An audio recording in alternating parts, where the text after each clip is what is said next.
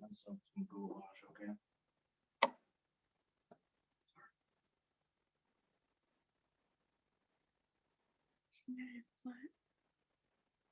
Just in a meeting.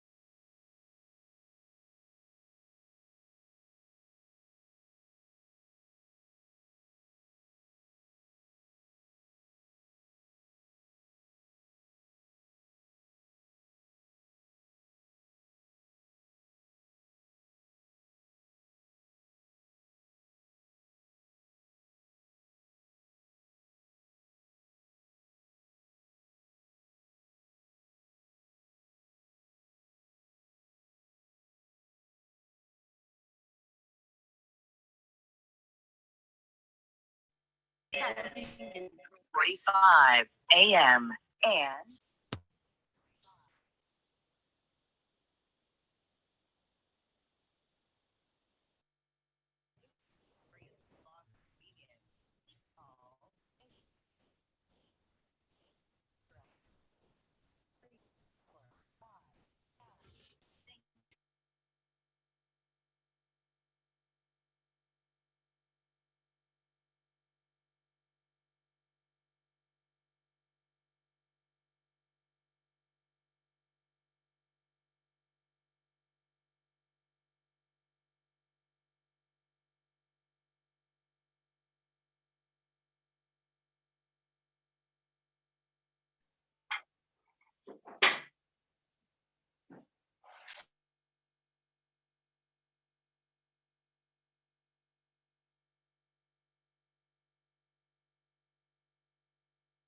Carmen, you're muted. Oh, are you talking to us? Sorry.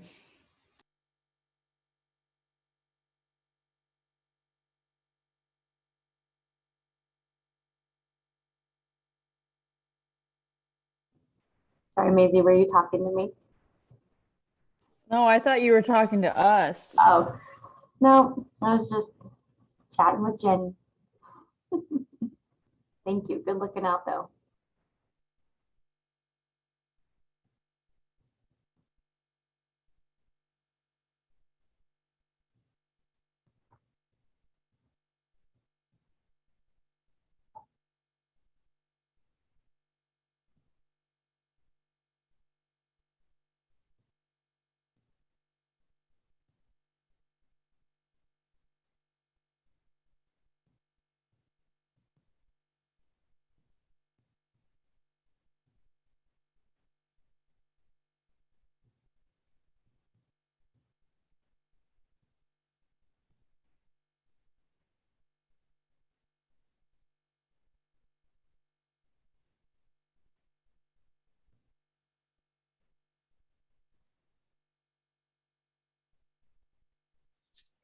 Dr. Long, I have a question for you.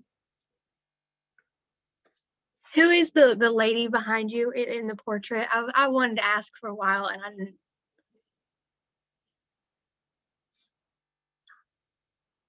It's very pretty. I like it.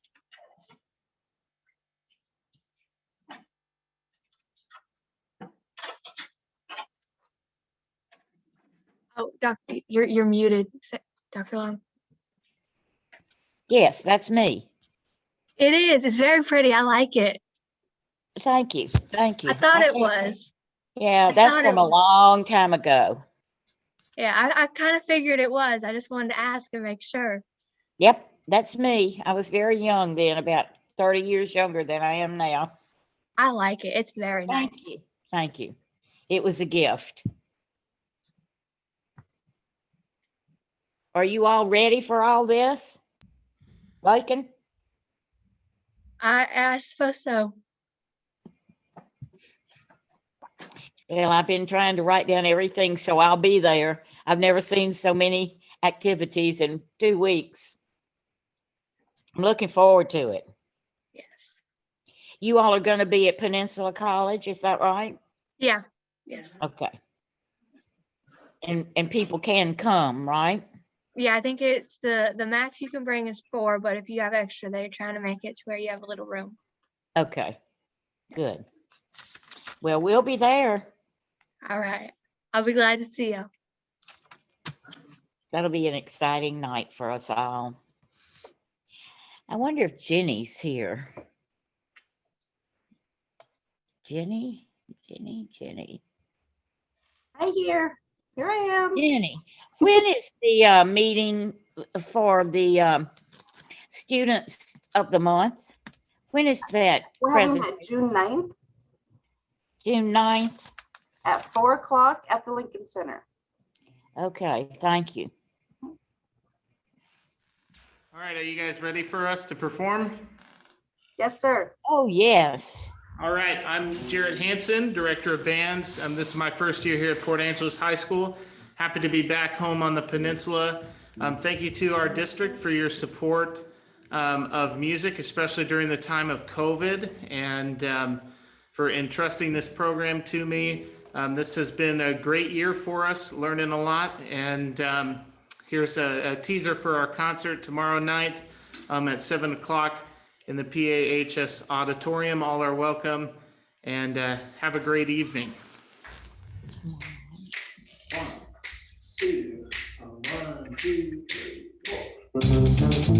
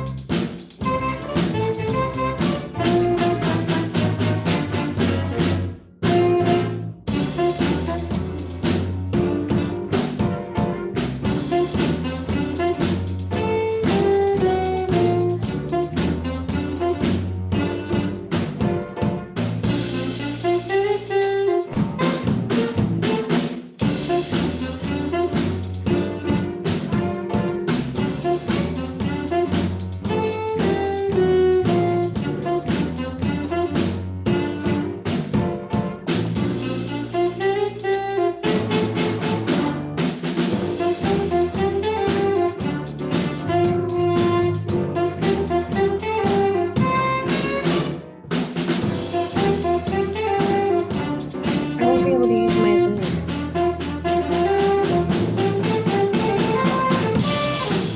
Hey, Ellison.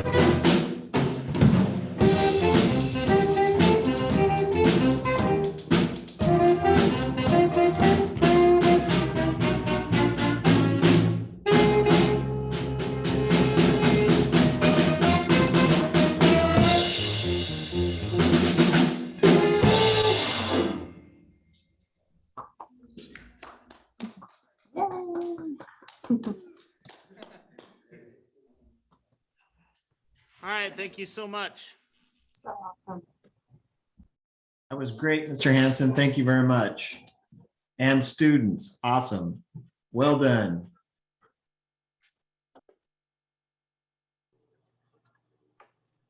All right. Well, thank you so much, band, for that great presentation or song, and Jacob for showing the baby dancing to it. Just kind of made this meeting start out just how it should.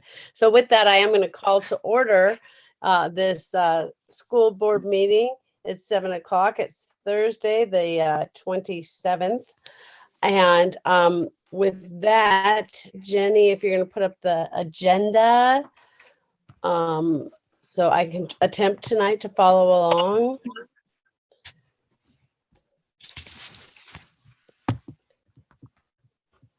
Or I can just call it up.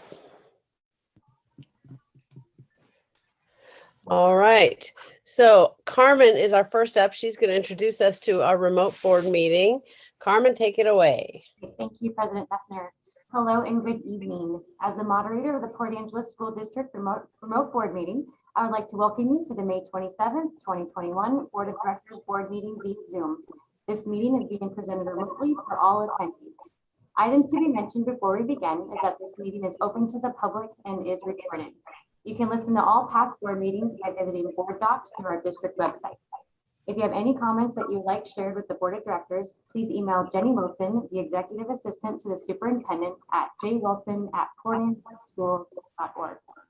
There will be a portion of the meeting reserved for community comments. Agenda items will be addressed as listed in the agenda. If you wish to share comments, please use the Q&A button located at the bottom of the Zoom conference window. Submit a brief summary of your non-agenda item or the correlating agenda item number along with your name and wait to be called on. When it is your turn to speak, your name will be called and your mic will be enabled. Before making your comments, please state your name and address. You will have 3 minutes to speak, after which time your mic will be turned off. Video will not be enabled during your time. Accusations, foul language, other verbal abuse will not be tolerated. If you do so, you will be asked to refrain from using such language. If you continue to use inappropriate language, your mic will be turned off. If you have any concerns about individual district employees or specific complaints that require administrative response, please contact the office of the superintendent directly. Thank you, and back to you, Madam President. Terrific. Thank you. So with that, doing a roll call, I believe I see all board members are available. And now we are in for a big treat. We're going to have the flag salute. It's going to be presented to us by the NJROTC. So I would ask that they come on our screen and we may all stand up and honor the guard. Ready, cut, forward, march.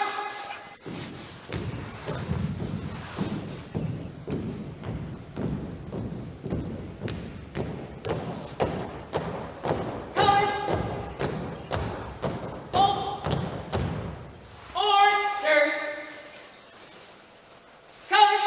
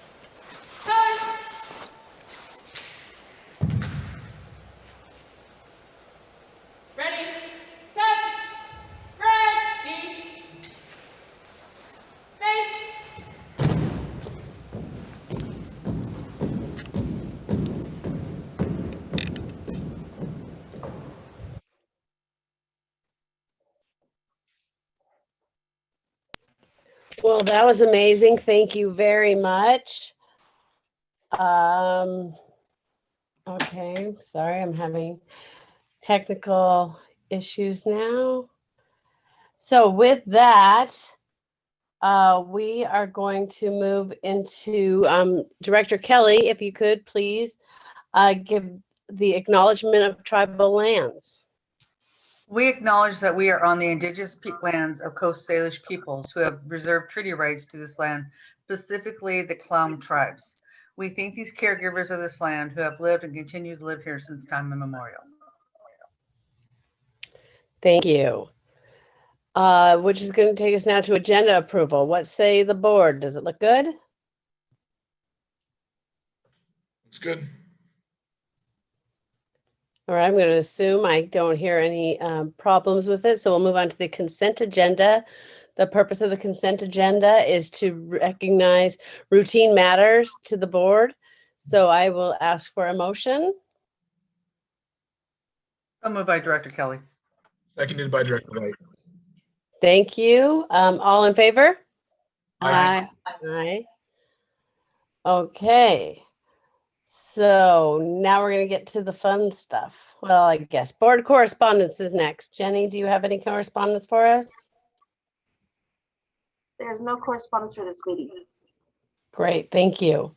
So that's going to move us right into our awards, recognitions, and presentations. We're going to start with the high school. Principal Clark.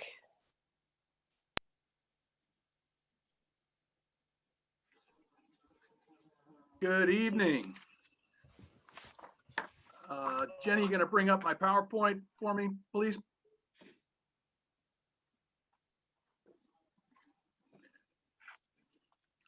So while Jenny's working on that, thank you for allowing me to present to the board this evening about our year at Port Angeles High School. It's been very normal, nothing really out of the ordinary this year. Just your typical Rough Rider year up here on the hill.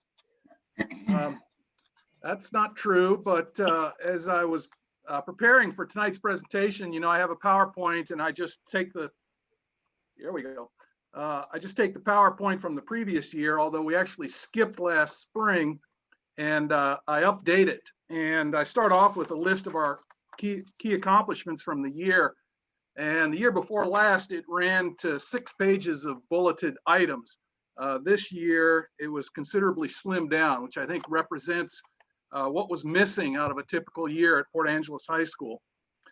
To start out with, though, I always like to open with our building clear and shared focus. And usually for the building clear and shared focus, we like to have about 3 bullet points. But this year, our building clear and shared focus was student engagement, because we realized pretty quickly in September that student engagement was going to be our greatest challenge this year with starting out in remote learning. And it's been very good, actually, that we've been able to kind of taper from the restrictions that we started out with in remote at the beginning of the year to hybrid face-to-face, and then expanding the amount of face-to-face contact we had in term 4, because teachers miss the face-to-face contact, students miss the face-to-face contact, and I think families missed having students have face-to-face contact. So at least the bright side is that we've been able to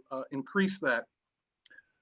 When we realized the challenge in September was going to be increasing student engagement, we had some strategies in response. We pushed out devices as quickly as possible, and that included home visits to get out both Chromebooks and in some cases Wi-Fi devices. And we had a 3-tiered approach we developed that we were going to use in response for students who were disengaged, because in education, everything has to be a 3-tiered response. So tier 1, the teacher was going to reach out to the students. Tier 2, the counselor was going to reach out. And tier 3 was we were going to set up student engagement conferences and actually have the students come in, meet with the counseling team and admin with their parents.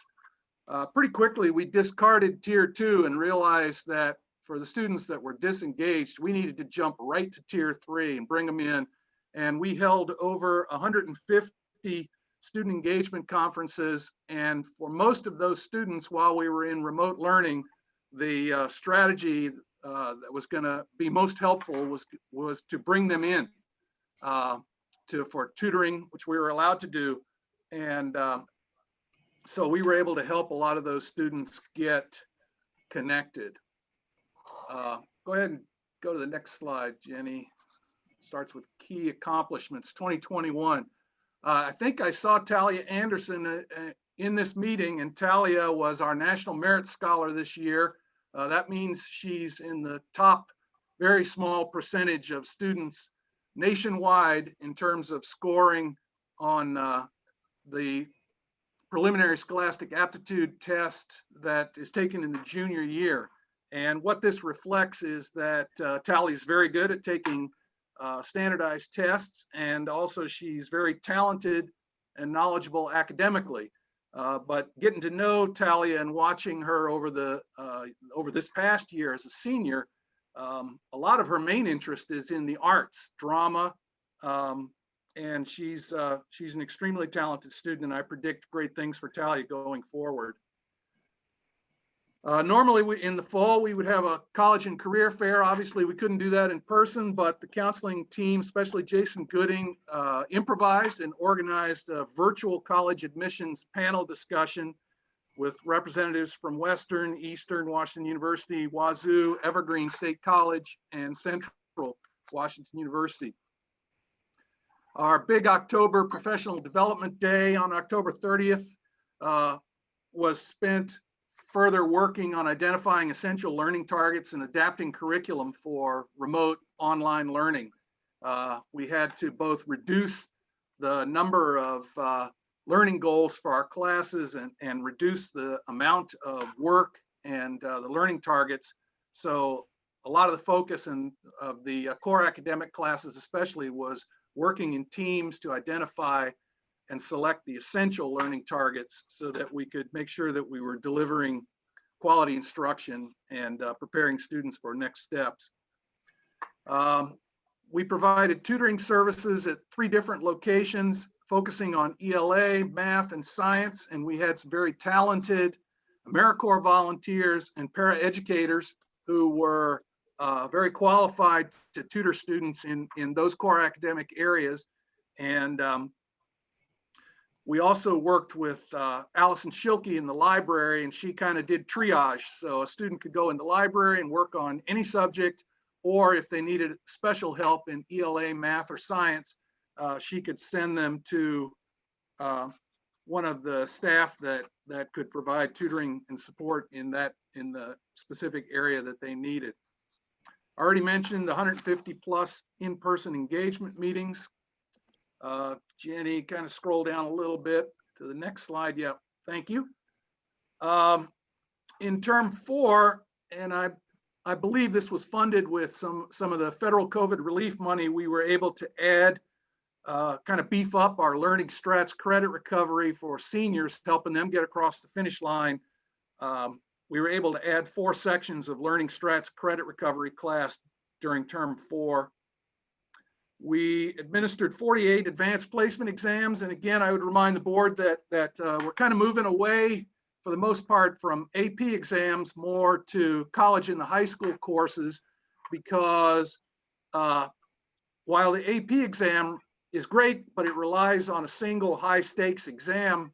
And in the past, we've had mixed success. Some students can score a 3 and qualify for advanced placement, but some students take the course, pay the fee, and they don't score a 3 on the exam, and so they lose out. But with college and the high school, the ability to earn credit is not based on a single high stakes assessment event.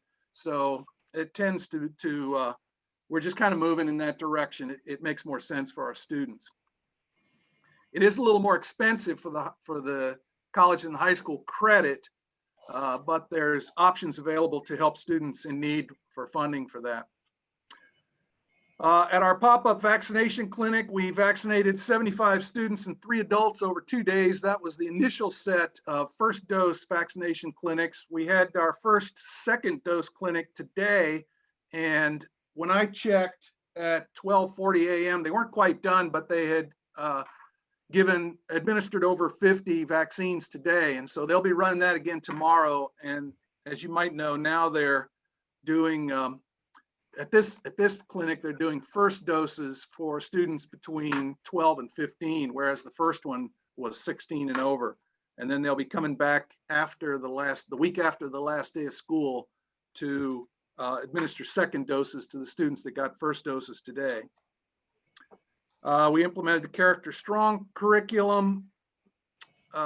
We held weekly team meetings to monitor and coordinate support for success of students in the Native American subgroup. And this was a little more dialed in focus on supporting our Native American subgroup this year. And we were fortunate to have, in the past, we've had one Native American interventionist. This year we had Jonathan Arakawa, who is a Klallam tribal member and an AmeriCorps volunteer.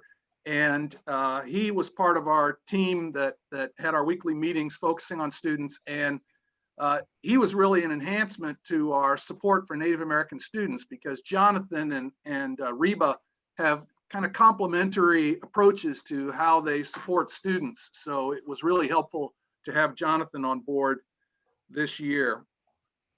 This isn't in my bullet points, but I thought you'd be interested that we have the emergency credit waivers this year that the State Board of Education has authorized for us. And so far, as of today, we've identified 30 seniors who are potentially eligible to receive those emergency credit waivers. We haven't put any in place yet because these students are still enrolled in classes that they could pass to earn credit, but we're kind of vetting the list and seeing where all our students, all our seniors are in terms of graduation requirements.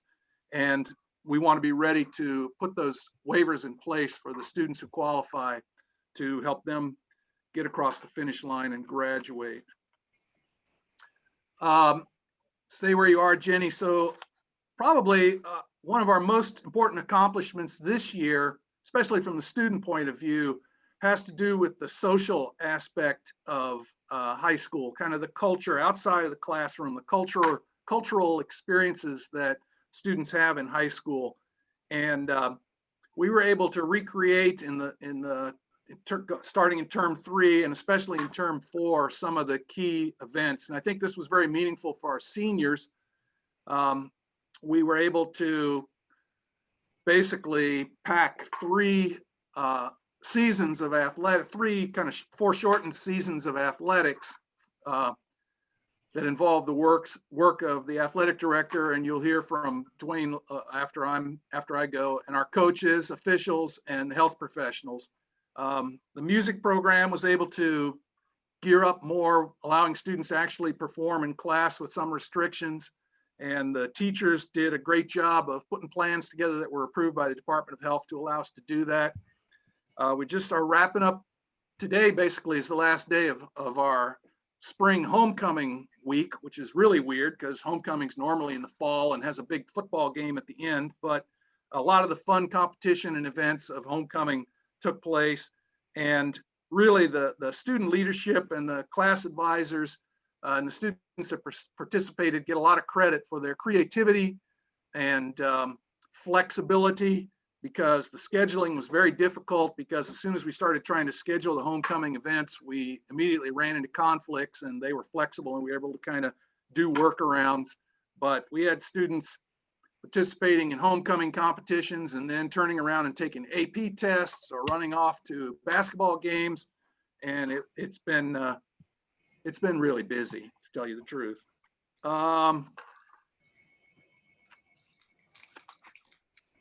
And our traditional senior class activities, and a lot of those take place in the spring anyway, so it's good that we were able to taper to more fewer constraints here at the very end. So we were able to have those traditional events like homecoming, scholarship night, and of course graduation coming up, which we're still finalizing plans for.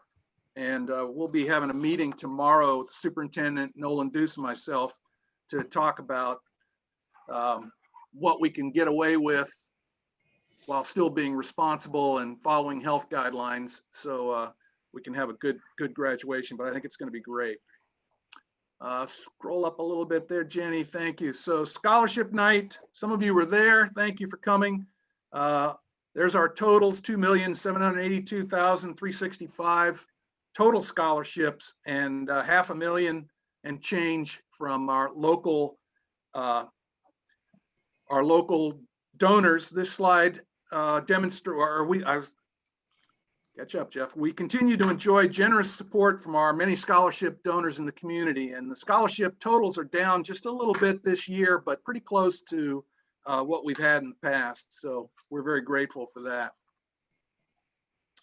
Scroll up a little bit. Thank you. Doing a great job, Jenny. This shows our average daily attendance, kind of interesting figure there, going all the way back to 2016. It usually doesn't vary much. You know, it bumps up a little bit or drops a little bit, around 90%. But this year dropped significantly to 86.93 average daily attendance. But there's a caveat there in that the way we set up our attendance was based on students answering attendance questions. And that's a little bit of a goofy system. And I wouldn't say that's a super reliable data point, because a lot of students were getting their assignments in, they were showing up for Google Meets. They might forget to do the daily attendance question, and that would mark us down, but I'm not too worried about it. And I think as we get back to normal next year, our attendance will get right back up to our running average around 90%. Interesting with discipline data, last year we had 39 suspensions from school, and part of the trend you see with suspension has to do with the state and basically our whole system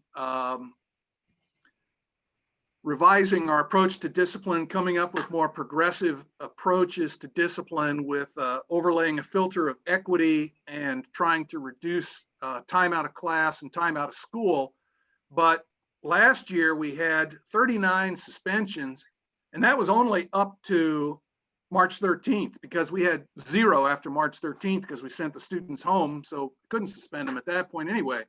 But we were fretting somewhat last year because it felt like we were on track to have a very high number of suspensions, and a lot of those were related to alcohol and drug infractions at school, not so much violence, fights, or assaults or anything like that. It was a lot of problems with alcohol and substance abuse. This year, we've had 2 suspensions all year, and both of those were the same student. And also, we really haven't had any disciplinary referrals. So even when we've come back to face-to-face, students aren't being disruptive in class. The teachers expressed that when the students came back to face-to-face instruction in class socially, they were they were quiet. It was like their social skills were diminished or something. They weren't talking to each other. The teachers were having a hard time, expressed that they were having a hard time drawing the students out and engaging them, getting them to speak up in class. Just kind of, I don't know how to explain it. They were quiet. They were happy to be back in school, but they were behaving super mellow. I think that my theory is that one of the reasons we had so few disciplinary infractions or referrals was because we didn't have lunch. And lunchtime traditionally is a time when a lot of your disciplinary infractions occur. So I was kind of joking with the department chairs today that I was going to recommend that we never have lunch anymore going forward, but I don't think that'll fly because teachers get hungry. Go ahead, Jenny, scroll up, thanks. So here we've got our 4-year graduation rate. I've shared this with you before. We're extremely proud of that. How did we do this? How did we have a steady incline of our progressive incline of our graduation rate from 80% to 93.5, which puts us in league with the top schools in the state, Bellevue, Mercer Island. We're way up there. I'm gonna run out. Hop in this thing here a little bit. So. Okay, yeah, I just figured I could bring something out on my way out. So. Thank you. Appreciate it. Look forward to seeing you. Captain Picker, you got your mic open there. Okay. How did we do it? I would attribute it to the following factors: senior counselors, bird dogging those at-risk seniors. So a lot of contact, a lot of outreach. It's really helpful to have four counselors and have one for each grade level, because during the senior year, that senior counselor is throughout the year constantly keeping an eye on students, making sure that they're achieving their targets in terms of credits and meeting graduation requirements. And it goes right down to the wire at the very end. They're making calls, they're bringing students in for meetings. We're all meeting together. We've got a spreadsheet where we track every graduation requirement and keep a real close eye on that. So that, I think, has really helped with our graduation rate. We moved credit recovery into the school day to make it more convenient. So before that, students had to come in the morning before school, during lunch, or after school to engage in credit recovery. So by carving out, going to a 7-period day schedule and having the capacity to have periods during the day when we could offer credit recovery, that really helped. The student in the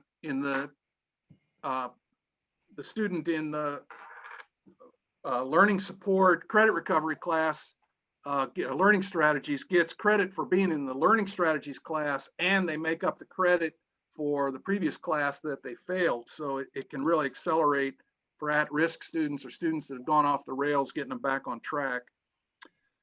But transitioning to a 7-period schedule, that increased the capacity for students to earn credits, and also increased the capacity for students who fell behind to get back on track and make up for credits that classes that they failed, or credits that they missed or lost in the past.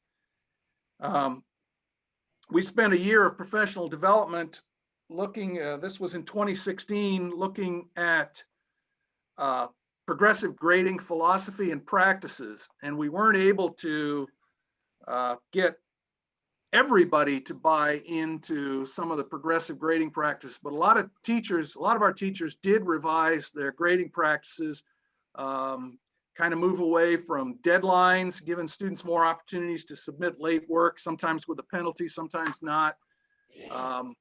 So that made a difference.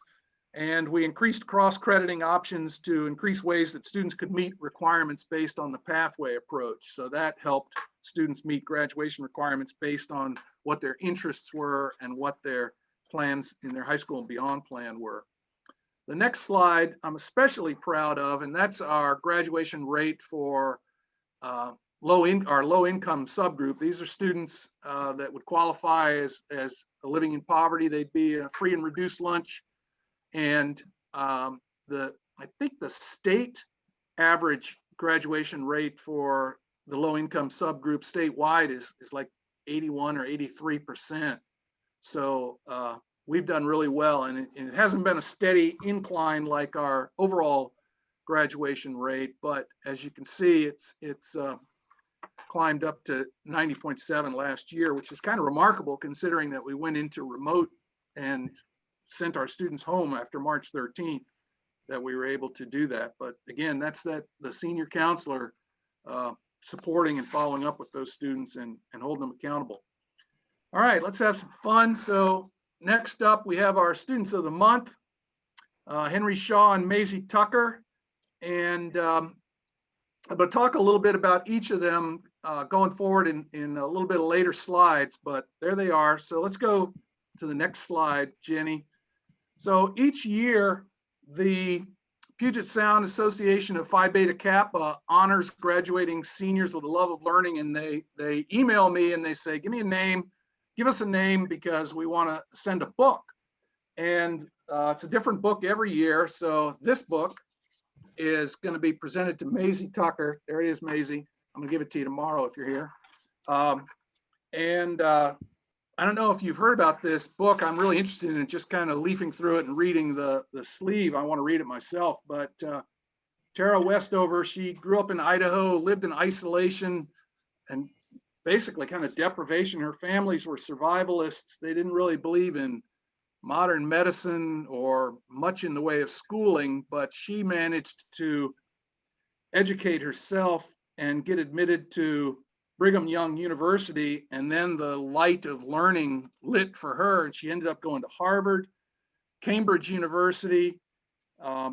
And she's become an author and quite successful with this. And this is her memoir. It's fascinating. So I'm going to get a copy and read it.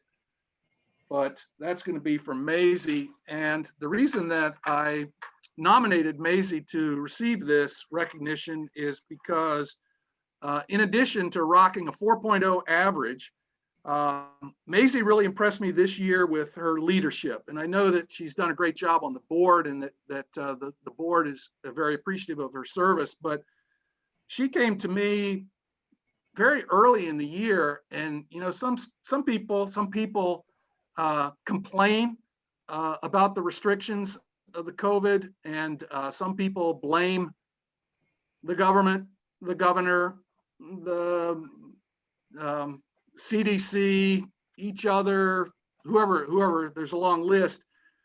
Maisie's approach, though, was to say, well, why can't we just, never mind, this is the hand we've been dealt. Why can't we be creative and come up with solutions and ways to do some of the things that we've missed out on?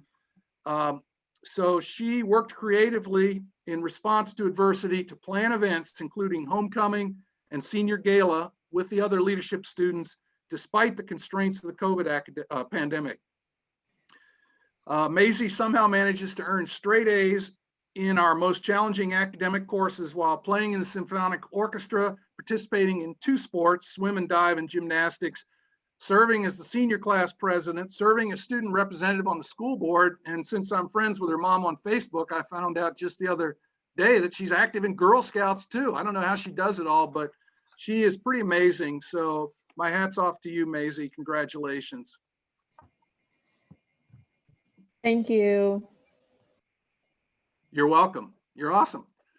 All right. So also a couple of years ago, the Sergeant Haregi, the local Marine Corps recruiter, came to me and said, the Marine Corps gives these recognition awards. So if you want to nominate students for these awards, they're Distinguished Athlete, Scholastic Excellence Award, and then the Semper Fidelis Award for Musical Excellence. So we started doing that.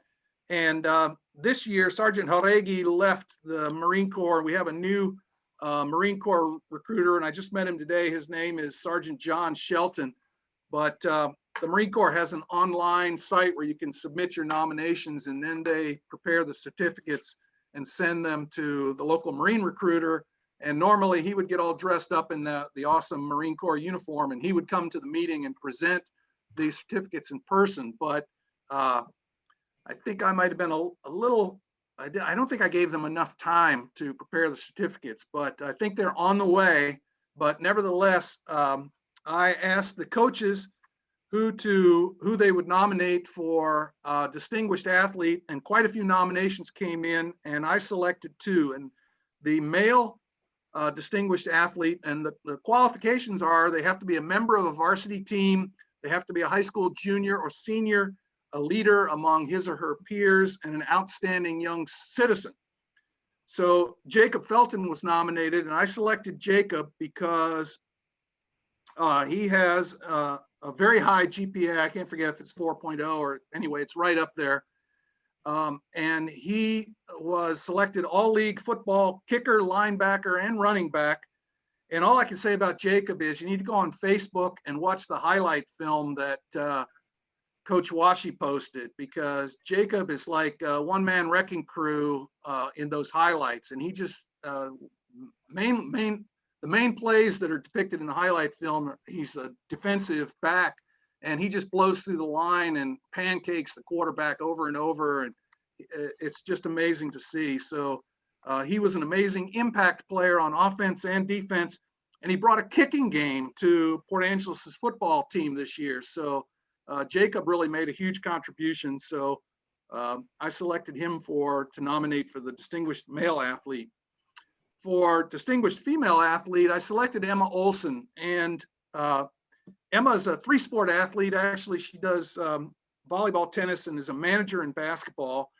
She has a 4.0 GPA in volleyball, or she has a 4.0 GPA. In volleyball, she's that person in the back of the court that when that heat-seeking missile of a serve comes in, she's the one that has the courage to put her body in front of it.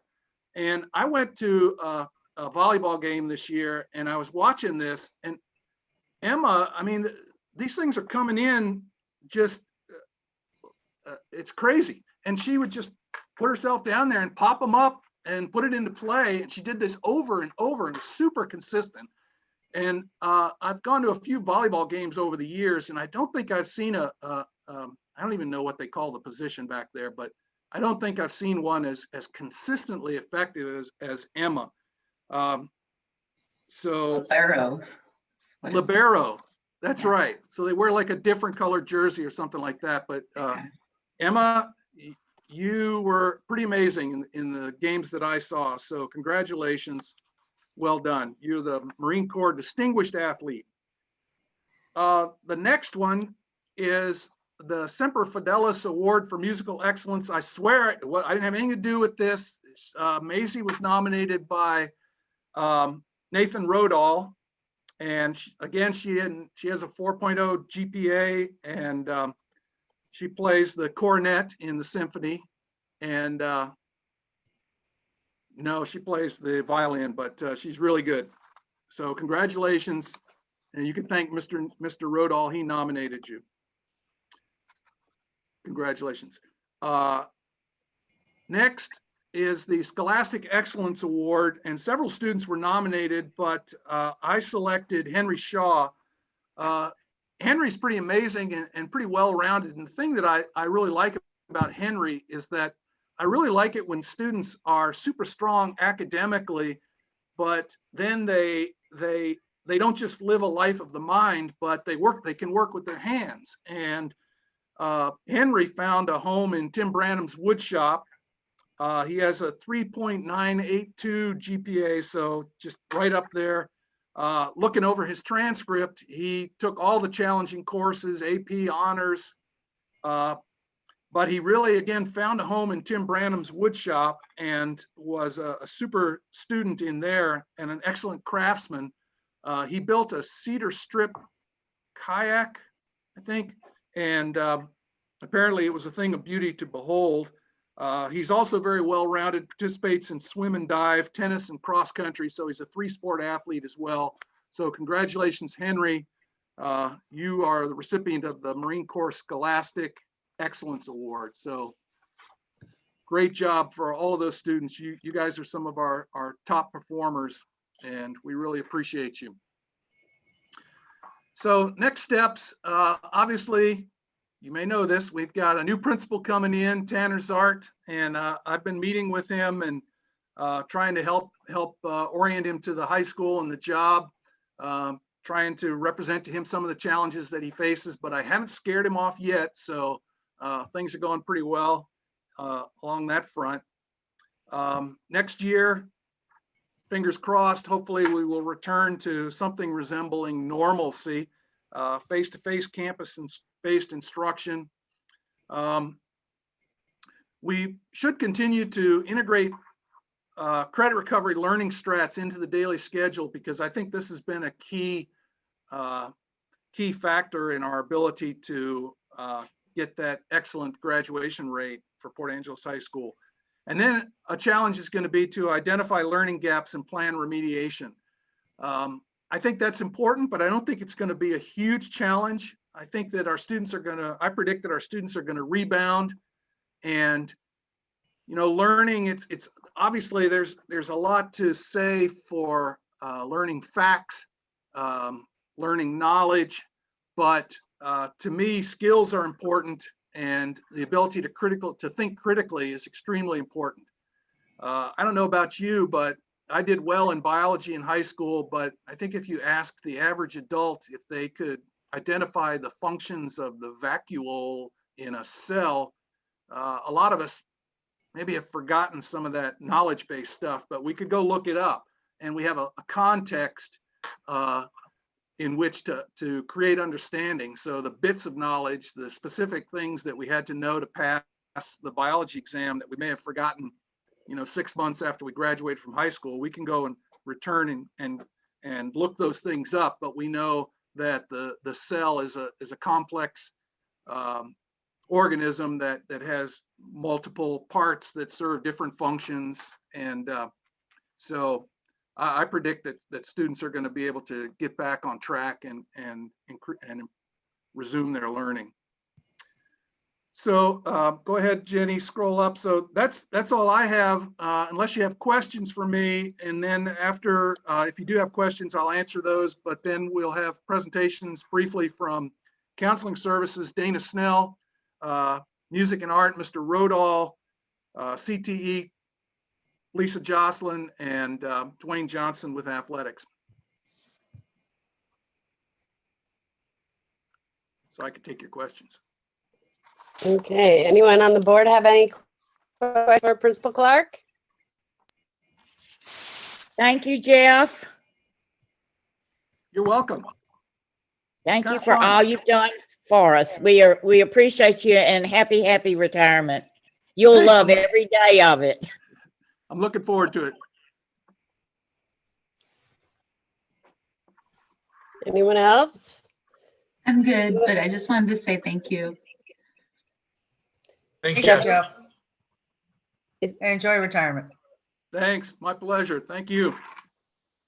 It has been a real joy to work with you, Jeff. I'm not gonna lie, both professionally and personally with the kids. I know I'll keep in touch and know what you guys are up to, because your kid sometimes has a big mouth. So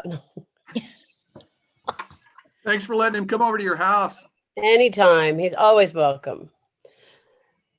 Okay, anything else? All right, so we're gonna move on then. Well, it has here that next up is Student of the Month. So did you have more you wanted to add to that, Jeff, or?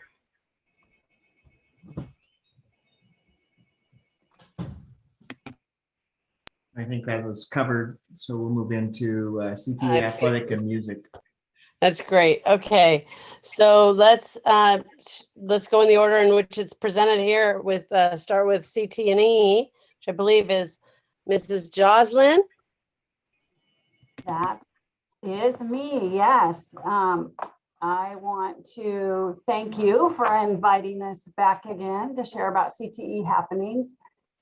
This meeting is always one of my favorite school board meetings because the kids are the ones that are sharing about all the successes. So, but before I turn it over to our students, I just wanted to say thank you to all the CTE staff and our advisory committee members for their dedication this year and always to the success of our students. When we started out the year remotely, CTE staff immediately began working on proposals to bring students into the classrooms and the shops because they wanted those kids to get some hands-on learning. And they were really committed to giving our students the best learning experience they possibly could during these crazy times. So thank you for being so committed. And I would also like to thank our students. They have faced so many challenges. I'm getting choked up about it.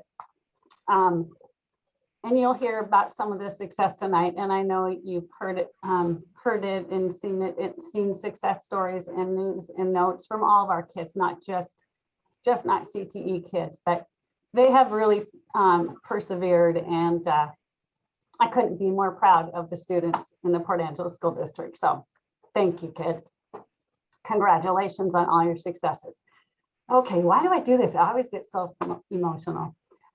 With that being said, let's start hearing from the kids. So first of all, we're going to hear from Allison Woodhouse, and she is going to talk about Stevens Middle School and Seaview TSA. The advisors for TSA are Gunnar Thomason, Christine Spalding, and Dan Lieberman. So Allison, let's hear about TSA and what's happening with middle school students. All right, can everyone hear me okay? I'm just checking. Are we good? Okay. So TSA this year has been really different from last year. Last year we were spending lots of time after school working on big elaborate projects and turning them in, and I would definitely say that it was more fun and entertaining last year than it was this year. However, we did really good this year despite things going on. We placed in 5 events, including things like robotics, medical technology, off the grid, forensics, flight and solar car. We did really well with that. And I think we would have done really well last year as well, but we weren't able to see who placed. And I definitely say that this is an event that should be open to all students, and that like just making sure that students get support with this event, because it's really helped me grow, and I know that other students have grown with it as well. Thank you, Allison. And if I remember correctly, I think there's 17 students that are competing at TSA Nationals, correct? Yes. And I want to also mention that Living Off the Grid, they swept that event at state, took first, second, and third. So congratulations to advisors and students. Nice job. So next we're going to move on to FBLA. The FBLA advisor is Bernie Broadbent and sorry, Bernie, and Abby Sanders. She is the Washington State FBLA Puget Sound Regional Vice President and an officer for our chapter, and she will be representing FBLA tonight. So Abby. All right, so I guess at the beginning of this year, like Mr. Clark kind of mentioned, we had to think a lot about how we were going to approach everything very differently for kind of chapter engagement, because normally we'd have these in-person kind of parties, social events, we have in-person competitions and stuff. So basically what we did is all of us officers, we met right before the school year toward the end of August, and we had to brainstorm this program of work that looked a lot different than normal. And we started having to host, we created a Google Classroom where we invited people and we would put all the materials like for students to get access for different FBLA events, different programs that we run. And so students had the option of joining that one. So we had 100 students take part in that Google Classroom. And then we had 14 paid members this year. And then we ended up having 10 students compete at both the regional fall conference. And I don't think it's normal, but this year we actually had all 10 students were very dedicated, and all 10 students placed at the regional conference. And I think we had, I believe it was 5 first places actually at regionals too on top of that, which is a lot more than normal. So in a way, we got more engagement from a smaller amount of people. Like the people who did participate were much more engaged than in years past. And then we had state, and state we had a ton of people place, like compared to years past. We had a lot of people place, and I'll just read them off. So we had Liberty Lawyer, and let's see. So we had Liberty Lawyer, who placed into Intro to Financial Math in 6th place. Adam Weller, Healthcare Admin, 4th place. Cindy Lang, Intro to Business Communication, 9th place. Josh Gavin, Organizational Leadership, 5th place. Luke Gavin, Supply Chain Management, 4th place. And then Luke Gavin and Olivia Tejeda, Public Service Announcement, 10th place. And then me and Talia Anderson for Graphic Design in 7th place. And then we got to have 4 members this year will be competing at our national conference, which should have been held in Anaheim, California. We would have went to Disneyland and all of that. But still, it'll be virtual this year, and members will still have opportunity to sit on some very high caliber workshops, get to network with other students across the nation, and all that sort of fun things that a lot of people look forward to when they're joining FBLA.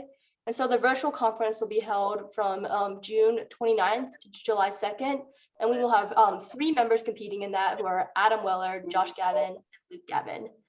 So overall, this year in FBLA, we've had to kind of adapt a lot, but it's still been very successful. We've managed to engage people through our Google Classroom and social media.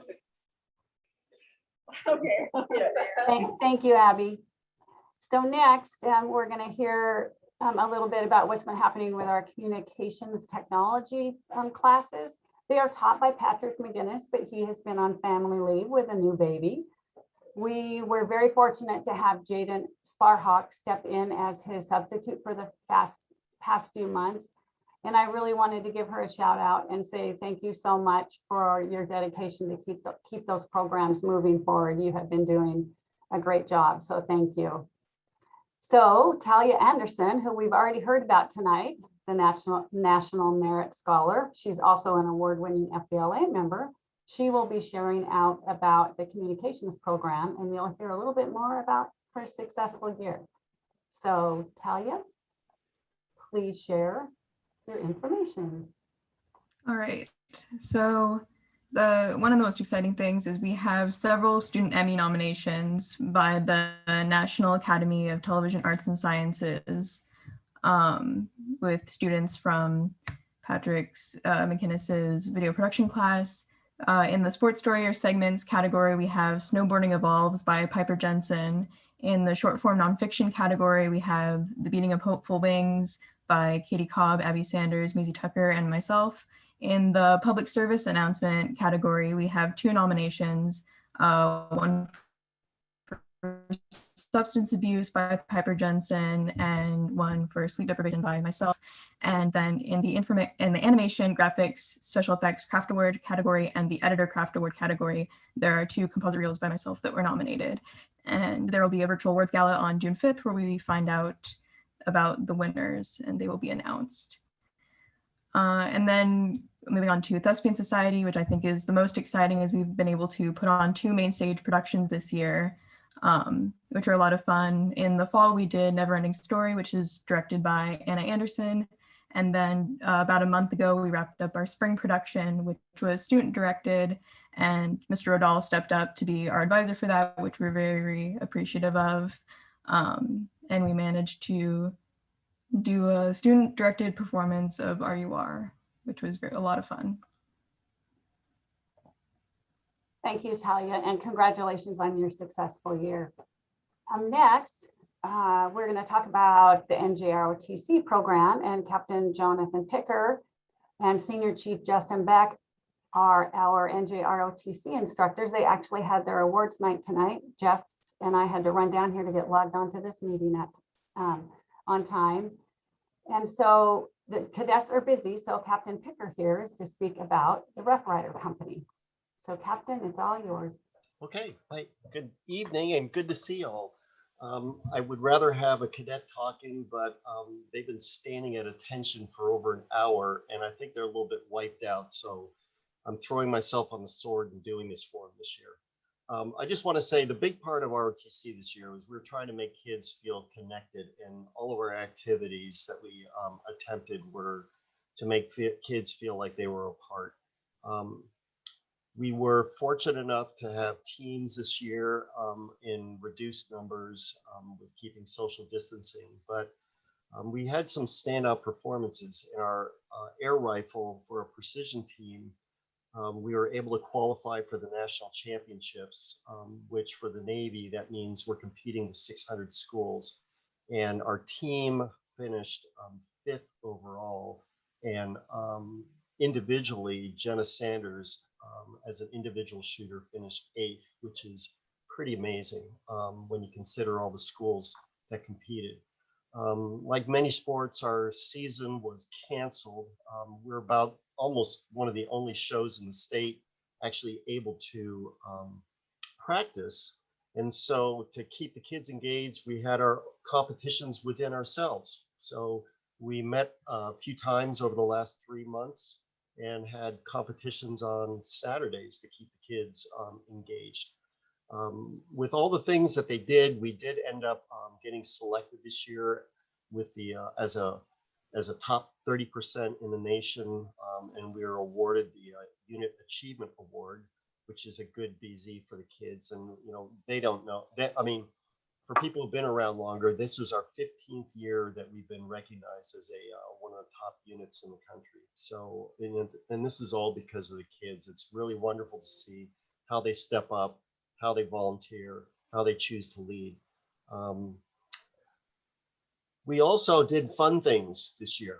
So we played online games with our kids. So what a social activity, for instance, we had a bingo night. And so we had kids online playing bingo. And it was a great way of bringing people together.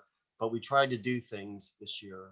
We were able to host our Navy banquet this year. And we were actually the very first users of the Vern Burton since before the pandemic. So that was kind of cool. They were very glad to see us or just anybody back in the facility this year.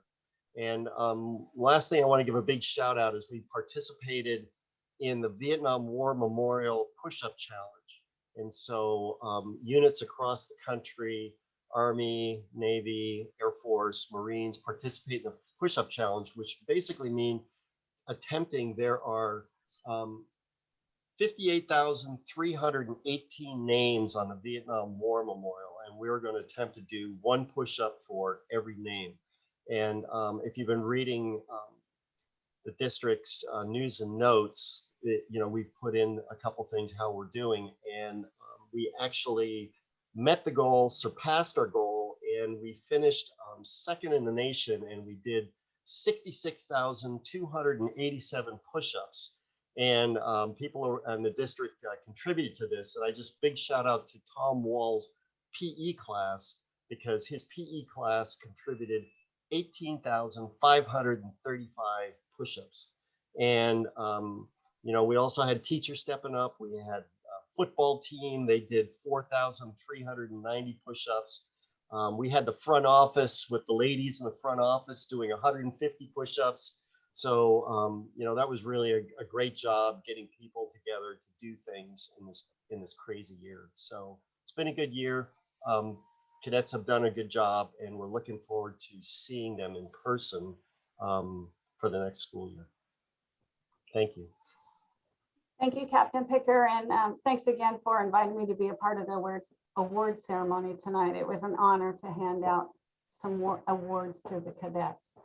So next up, our yearbook and leadership advisor is Pam Helpenstell, and Molly Schofield will be sharing out about those programs.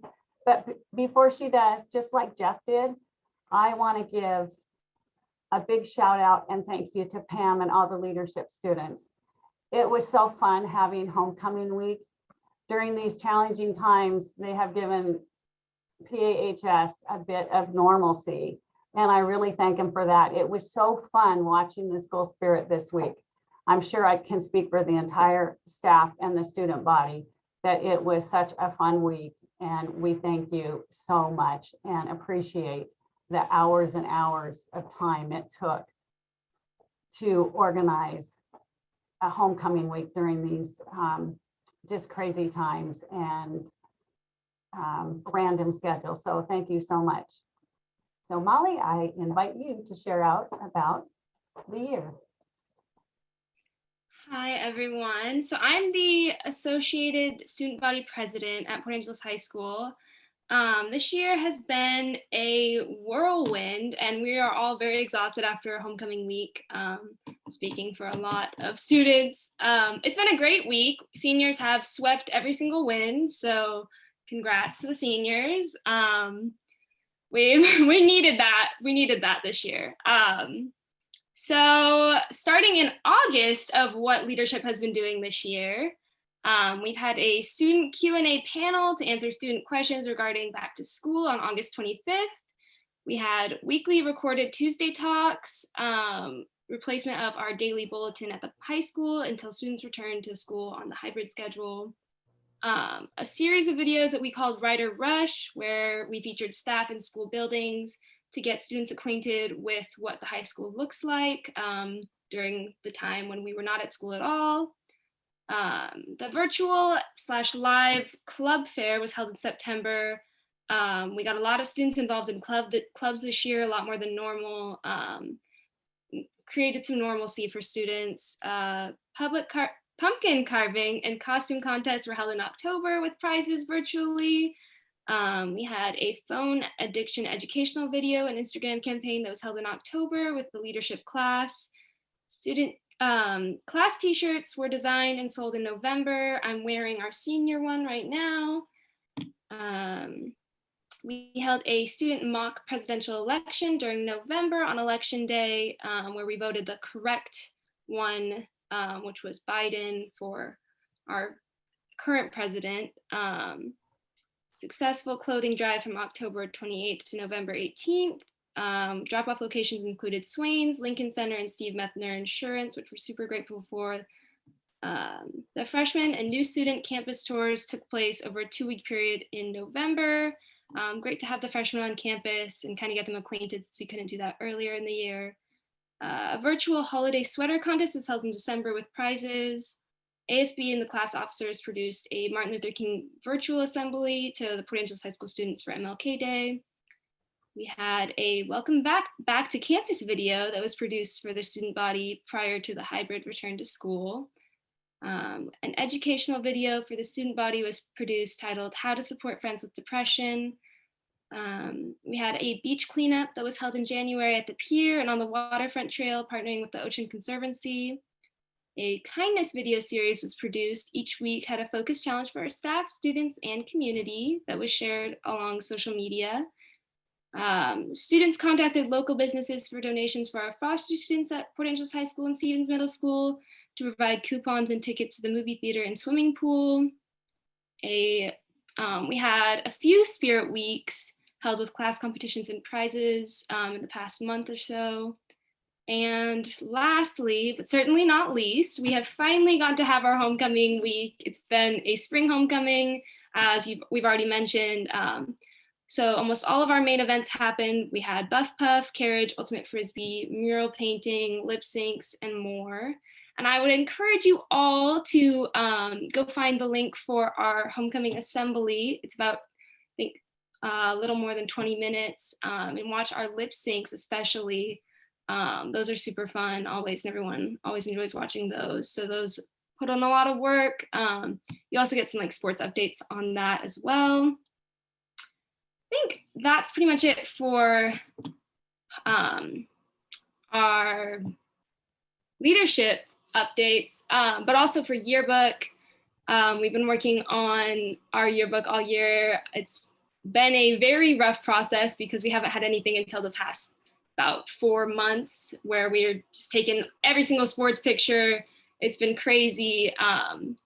So me and Maisie especially, Ben Hollingsworth, and Raven Taylor are editors this year, and that has been a great experience and a lot of hard work in the past 3 months. So yeah, that's all I got. Thank you, Molly. Leadership has definitely been busy this year. As I said before, I appreciate the hours that you all put in because you're here early in the mornings and late at night, and you have all really, really tried and focused on trying to bring some normalcy back to the school year, and I appreciate it. Thanks so much. So next is our DECA advisor. Our DECA advisor is Jennifer Rogers, and our last student to share out will be Kimberly Thompson, and she is the DECA Vice President of Membership. Kimberly, it's your turn. All right. I would just like to start off by thanking the school board and the superintendent for supporting us this year and making it possible for us to be able to return to in-person learning. So despite all of the circumstances, we had a really great year in DECA. I think one of the most important things we did, like real standout this year, was our ability to help 35 families during the winter holidays with full food baskets, which included hams as kind of like the big focal points of that. We weren't sure we would be able to actually do these baskets because students weren't in school yet. So we were kind of relying on our members to kind of come in on their own time, and they really stepped up, and we are really, really proud of ourselves for being able to accomplish that. We had really great participation in all of our Google Meets this year. We did like kind of trivia every month. We had a little Google Meet. We had prizes and stuff to keep our members engaged, and things like gift cards or pizzas. We had 38 paid members this year, which is really great. We accomplished this by kind of fostering more engagement. And then we also reduced the price of membership from $25 to $20, and the club covered the rest. So just so that to make it a little bit easier, because we weren't sure how much we'd be able to offer this year. We also had over 100 students across our Google Classrooms, which is really, really great. It's really fun to be able to teach students about marketing and business. We were able to do a virtual DECA week. We provided teacher appreciation gifts, and they were focused on healthcare during COVID, and they were kind of fun and friendly, and they included decorated face masks that we made for all the teachers, and hand sanitizer and tissues, and just like all kinds of fun little stuff. We had 8 participants in the virtual regional competition for DECA, and all 8 qualified and competed in the state competition, which is a really great opportunity. I myself qualified for the international competition with my innovation plan, and I was really, really lucky to be able to compete there on a national level and showcase my project, and that was a really great experience. We had 13 members overall attend the virtual international competition and learn about leadership in business, and that was a really great opportunity and a really great learning experience, and we look forward to hopefully continuing to allow members to learn more of these really great skills. Again, thank you for all your support, and looking forward to next year. Hopefully we'll be able to do even more stuff and get our members even more engaged. Thank you, Kimberly. So we've heard about a lot of success this year from our students. And again, they have overcome challenges. They have broke down barriers to have the best learning experience they could have, and worked with their advisors and their teachers to have such a successful year and so many experiences that have not only benefited them, but benefited our community. So thank you to students and thank you to all the advisors. Are there any questions from President Methner or any of the directors for our students or advisors? Anyone? Well, I will just say, while this year has felt like nothing happened, obviously when you talk and listen to these children, a lot happened. I know it wasn't perfect, but wow, you all are going to have a lot to say in the future because you've lived through it and survived a lot. So wow, you kids are super amazing. But that's all I'll say. Anyone else on the board? Congratulations to all the students and especially the seniors.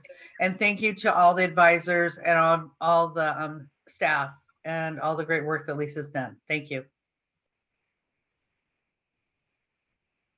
I agree. It was an interesting year, and I don't know how you did everything they did everything, and you did everything that you all did, but it's wonderful to hear it. I'm looking forward to next year too. If I may, just one quick comment. Yeah, it seems like a lifetime ago, but in September when we started 100% virtual, it was within days. Lisa had CTE advisors and teachers reaching out. How can we engage? How can we bring our students on campus? And so, that really started, along with our special ed program, really started this phase-in approach to bring students back on campus. And so to all the advisors, all the teachers, Lisa, Principal Clark, leading that work, thank you. It really gave us, a target to shoot for and bring our students back at semester time, and it's much appreciated. Great job by the students tonight. I appreciate hearing from all of them and their experiences and wonderful work this year. Thank you. Okay, before I hand it off to Dwayne to speak about athletics, so I do have just a couple more things I need to say. I have to brag. We have 26 students that will graduate on June 11th with CTE department honors.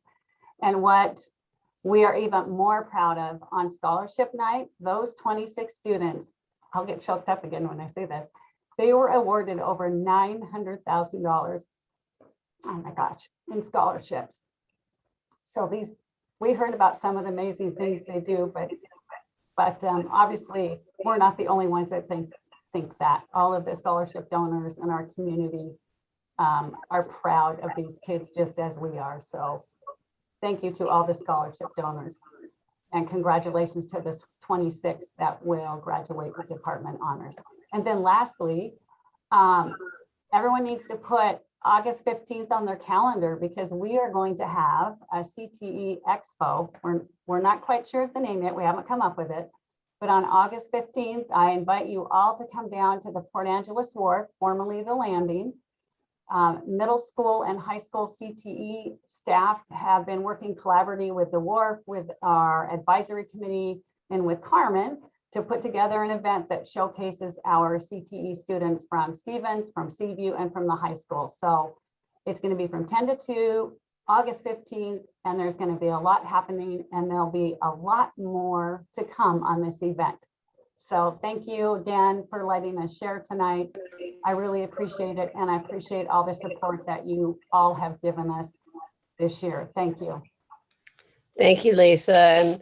And if you need to cry, you can always come sit right next to me. I don't make it through any board meeting. I have not made it through one since last March where I haven't cried. So I got a nice warm spot for you right here. Okay.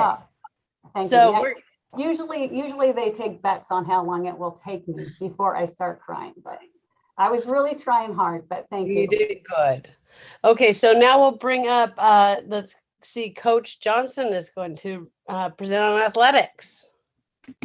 Good evening, everybody. Thank you for having me tonight. I'm going to ask to have my little slide brought up here so that we can roll with that. We're in WIAA season number 3 right now. We're finishing up 21 straight weeks of athletics that started back in February. Those are some of the goal dates on the upper third of the page there.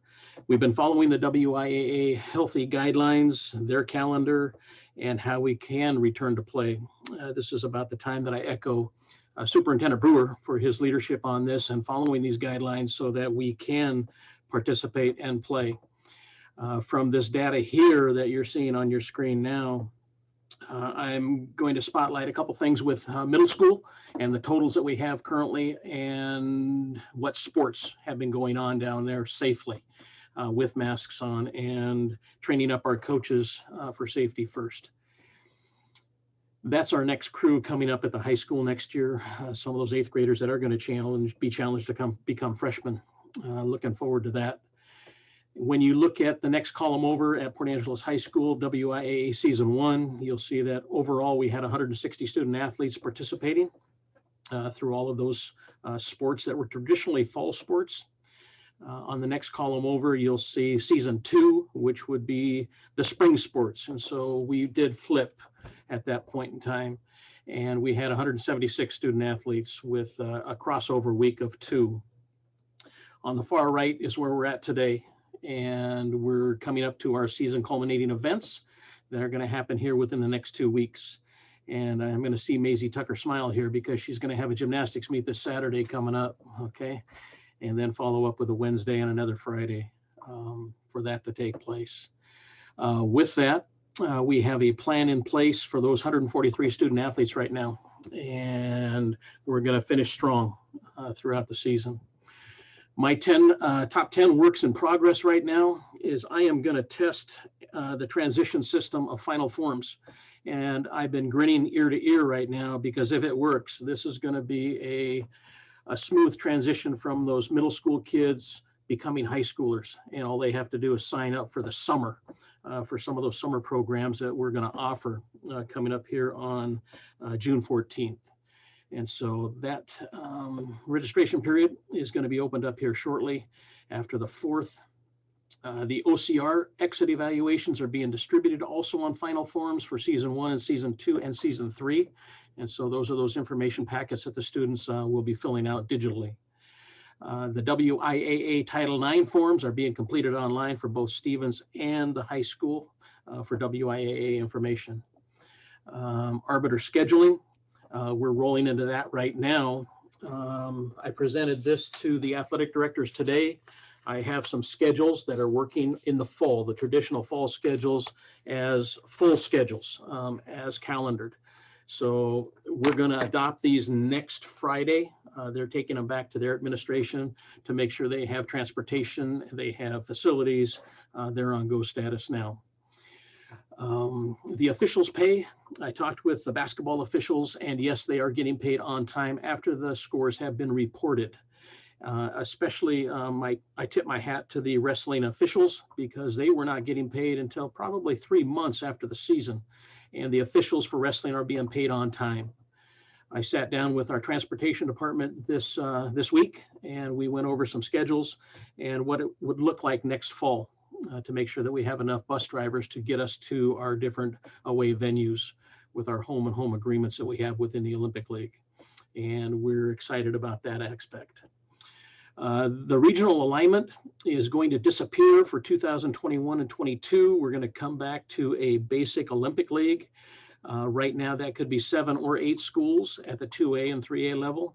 We'll know more coming this next week on part of that information of a school that we're planning on, and we'll see what their school board says where they're going to be able to play.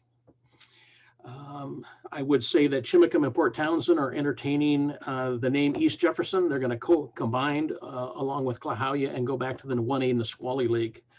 Central Kitsap has confirmed they're going to go back to the South Puget Sound, or the South Sound Conference, I'm sorry, with that. The divisions north and south are going to be null and void right now, based on the information that I have today. Again, I said the schedule adoption for all fall sports, full schedules is going to take place on June 4th within our next athletic director meeting. I'd like to thank the board for the WIAA Resolution 2021-13 membership delegating authority to WIAA that was approved and submitted for that this week. Summer access, I'll be working with Superintendent Brewer for approval. My deadline for coaches who want to access our facilities would be June 4th. And that way I can sit down with Nolan Deuce and figure out resurfacing of some gym floors if needed for that. That would probably take place that first week of August. The Ox Gym had some overuse this year, and I want to tip my hat to some of the school board members there that came through the mass vaccinations in the Ox Gym, because we just concluded that on Saturday the 22nd. And so we've been released of that community duty. So thank you, Sarah, for your support on doing that. The teams that have provided information are girls soccer, boys basketball, volleyball, and they're updating their practice schedules for summer access at this time. The Northwest Regional Olympic League Championship awards and trophies have been ordered from WIAA for season 3. Locations, venues, and dates are being confirmed as we speak right now, today through our athletic director meeting. I am excited about wrestling right now, in that Bainbridge Island has raised their hand, and we're contemplating a 4-mat wrestling tournament on their football field with the lights on. It'll be outside to protect everybody out there. We will conclude any events before June 9th. That'll be our final day to play. And that all of our team awards and celebrations for seniors and awards will be done or completed before June 9th also. For the board, we have the Port Angeles Hall of Fame dinner confirmed August 21st at Civic Field, and that'll be outdoors. And we'll get invitations out for that. I've been still challenged with filling WIAA season 3 schedules, and I will say that we have a JV game that I've added with Nia Bay. And we're going to stack that on top of a C-team girls basketball game this coming Tuesday. And so that's being another opportunity for our kids to play. I have the athletic director award, and that's the future, that 4-year multi-sport athlete award. These are being made up as we speak for our student athletes.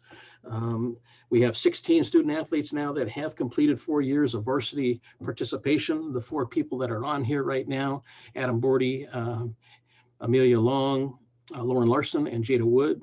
You'll see those different sports that they've played on. And then I have another 12 that we're going to get awarded to for 4-year letter participation. Working with Nancy Hodgden on that.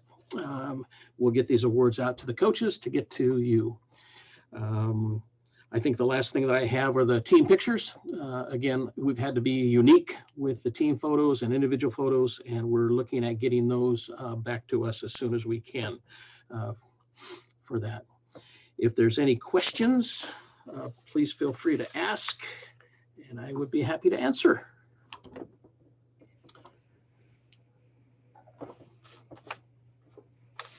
Dwayne, just a comment from me. Thank you for helping to get our students re-engaged in athletics. I think that helped save some people's lives this semester. I tell you something, that's been quite a fun thing for me to follow them in the newspaper and on our Facebook pages to see how they're doing. They've just been outstanding athletes, and we're very proud of them and proud of you and all the coaches. So Thank you. I appreciate that comment, Sandy. I'm reminded of a mother who's on screen here and what she said to me about her daughter. And that is most heartfelt that we got this thing rolling. Ava Brinkman, she's going to Whitworth. I wanted to spotlight her before I end. And Lauren Larson's going to Boise State. Amelia Long's going to Peninsula College, and Jada Wood is going to Pacific Lutheran on top of that. So we've had some great celebrations this past week. Absolutely. Indeed, we have. Miss Ava is going to Whitman, not Whitworth. Gotta be, yeah, gotta be clear about that because my kid goes there too. So DJ, really thank you very much for all you've done. Sports have been great this year. I'm sure Katie has something to add since her daughter has done a lot of the sports this year. Oh, yeah, I think I thanked you last meeting too, Dwayne, but I have, I receive emails all the time with schedule changes from the coaches and so much communication and flexibility that they've put into getting those kids back into their sports. And between sports and the CTE programs, they are both just some of my favorites, just in the sense that they get kids engaged and they just, they're the icing on the cake. It's really about, having those things to do and makes them happy. And I see it. Oh, and I've loved the homecoming week as well. I realized that it's just made everything super busy on top of being busy again. But man, the buzz around homecoming week has just been awesome, and a great job organizing it. I know the leadership team. I know, Maisie, you were a part of that. So anyway, Dwayne, thank you for all your efforts this year. I see you cleaning up after the games and putting chairs away, and it's just endless. And I just really appreciate all your effort. Yeah, real quick, couple things I would like to highlight. One, I appreciate the leadership that Dwayne and Kristen Lunt put in for the middle school program.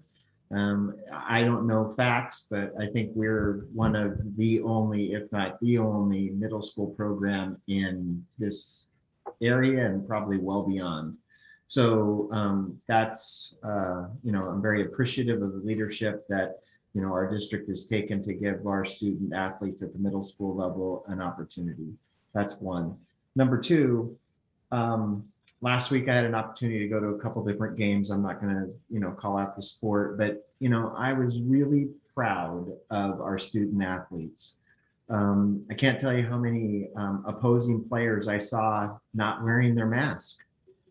And our attention to detail from our coaches and our student athletes made me really proud to be associated to the school district. And, I went up to one of the teams and I told them, I was really proud of their efforts and that champions pay attention to details. And so I'm really appreciative of the leadership of Dwayne and all of the coaches to really portray that message on the importance of the safety measures and protocols to stay on the field, to stay on the court, to stay in the pool.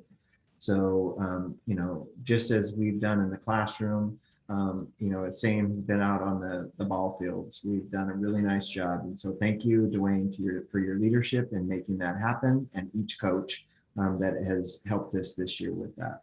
Appreciate it. Thank you, Mr. Brewer, for those comments.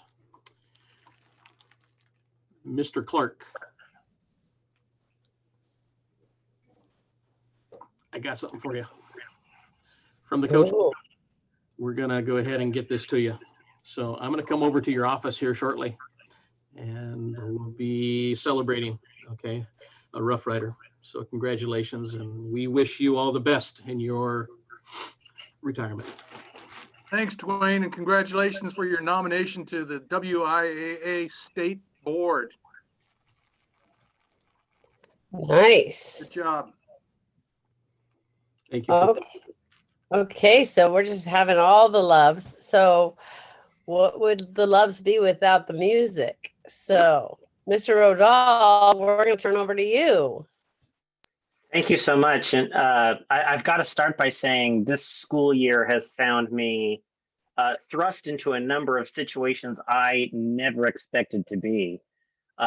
2 years ago, I got a Facebook message from one Dr. James Wesley Ray asking if I might be interested in coming out to a place like Port Angeles. And as a high school student, I had been involved in many competitions with the Port Angeles Music Department.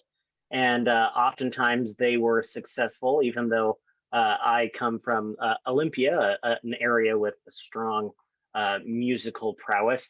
But to be here now and to only in my second year at Port Angeles High School to be the music department chair.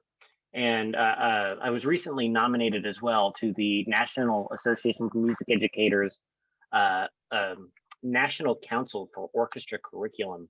I found myself in these positions of leadership not too soon, but definitely sooner than I expected. And I just feel so grateful, first and foremost, to this community for giving me a shot to fill the shoes of people like Dr. Ray and certainly Mr. Jones. And I want to welcome to our community Mr. Jarrett Hansen, our new band teacher. He has been such a champion for the arts and has been a great friend to me and has been someone like all of the stories you've heard tonight, someone involved as soon as possible, working on something that I heard Marty say in a meeting a couple months ago of how do we get to yes. A number of months ago, it was how do we get to yes and having rehearsal for band and choir students, and that was purchasing buckets and drumsticks for students, so that if we weren't allowed to play band instruments or sing, that we could do something together that was related to music. Strings we lucked out in that we were sort of allowed to participate in limited numbers as normal. But that how do we get to yes has really guided our year as we progressed in the music department. This week has been a really special week for us in the music department. We've had our first concerts of the year.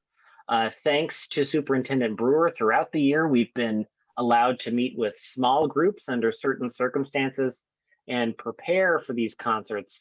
But when you add up the actual class time, these concerts were presented on essentially 2 weeks of regular school performances.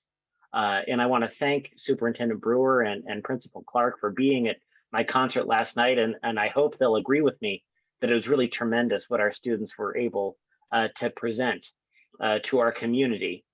Something that I said on one of my first days on the job here in Port Angeles was especially for those students who really loved Dr. Ray and those seniors, the class of 2020 seniors who had Mr. Jones when they were freshmen. The Port Angeles music program is not any of its directors, it is its students. The Port Angeles High School Orchestra is not me. It is the young ladies in the blue dresses and the young men in the tuxes with the blue ties. And even though the directors will change and the members of the orchestra will change, what we have in this community is special. I don't think, maybe with few exceptions, all of the students we have mentioned tonight and many of the parents and even some of our board members are orchestra parents or music students. And that speaks to something that our new band teacher, Jarrett Hansen, said to me a couple of weeks ago. It's not that it's not that the good kids are in music. It's that music makes the good kids. And we've been doing our best throughout the school year to continue to do that, whatever the circumstances. Early on in the school year, something that I would like to celebrate, I just put out a poll in the water of music students, orchestra students, with circumstances, I want to give you a voice and give you a say in what to do. And we pretty quickly formed the first real orchestra council. And co-presidents Lucas Gavin and Abby Sanders whipped together a group of kids, and we made some decisions really quickly, and they gave me lots of feedback. It's not always easy as a teacher to hear feedback from your students when it's critical, but it is critical that we listen to our students and give them the experience that they deserve as students, especially at our high school. As we approach the end of the year, talking about our traditions that we like to honor, normally we'd be getting ready for All City Strings this time of year, where normally we'd have upwards of 1,000 orchestra students over 2 concerts meeting down at the gym. This year, I tasked students Maisie Tucker and Emma Weaver with putting together something to celebrate our seniors. And I asked them, of all of the things that we could do, what would be the best send off for you? Last year, we were able to bring Mr. Ron Jones out of retirement, and we did a drive-through rose ceremony, and we made sure that every senior received a rose and a thank you from each of their orchestra teachers at the high school. This year, thanks to work with the DOH and the approval of Superintendent Brewer and Mr. Principal Clark, we're going to put together a very small alternative All City Strings where the seniors will get to play that Ode to Joy one more time and wear their blue dresses. I asked them, are you sure you want to wear the dresses? And they said, we've got it. There's no other way. And I am so honored to be a part of that and be a part of this tradition and to offer these seniors that final opportunity. I shared earlier this morning with Carmen Geyer a video from our performances the past 2 days. And we will also be looking forward on Friday to a feature in the paper talking about what it's been like to be a music teacher and a music student this year and honoring the great tradition we have here in Port Angeles of music. Of course, this would have been a Carnegie Hall year for orchestra students, but I'm so grateful to the community members who have stepped up in our former and our future Orchestra Parents United for Students board, looking at making sure that when we do go to Carnegie Hall the next time, that there isn't a single empty seat from a student who lost their life to a dangerous disease. And while it is difficult to have missed out on this opportunity this year, I can rest easy knowing we did everything we could to protect students and to put student safety first. And it is so beautiful that now we are starting to open up to opportunities and provide students with the opportunities that they yearn for in these end of the year concerts. And we look forward, of course, to, for the first time in almost 3 years, playing at graduation.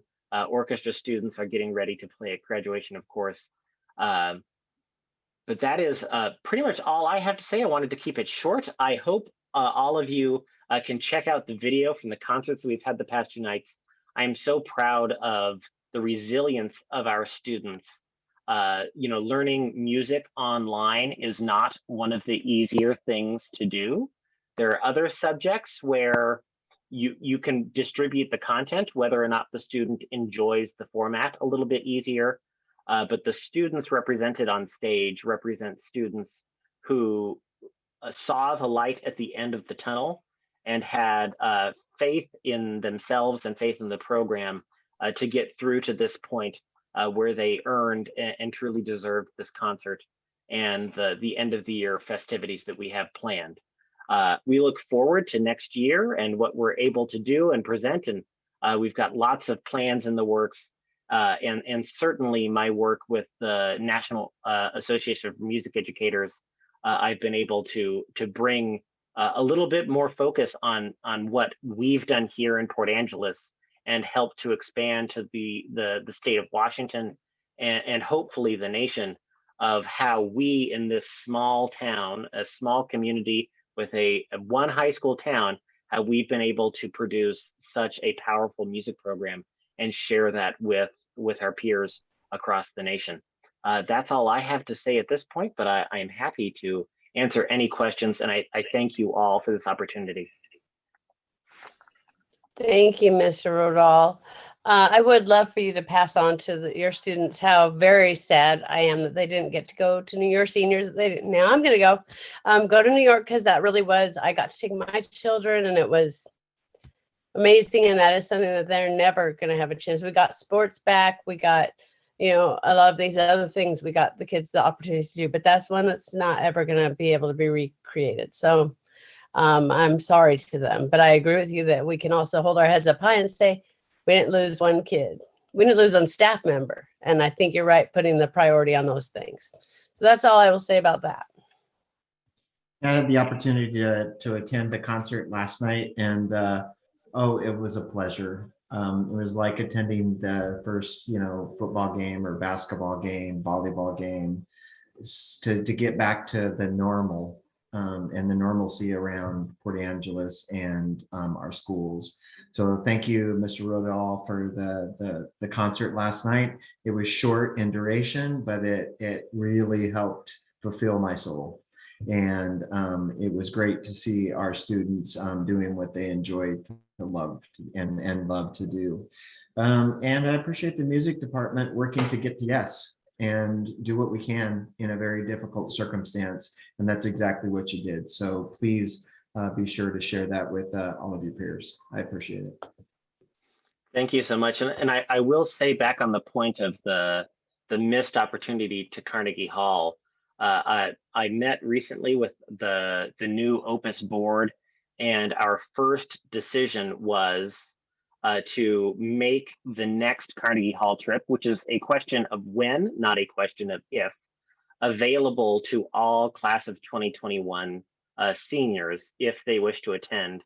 And we are putting together a special fund for the class of 2021 seniors, so that if they are unable to pay, there is funding for them to go with us to New York when we do next go, whether they participated in orchestra this year or not.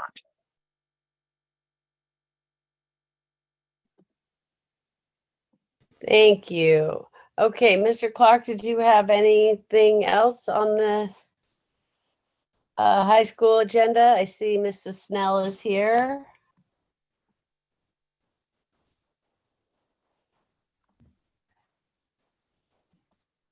Go ahead, Dana.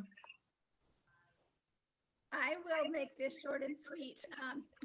Quite ironically, I just got a little message that said my internet connection is unstable. I thought, yeah, that about wraps up, how I'm feeling, a little bit unstable.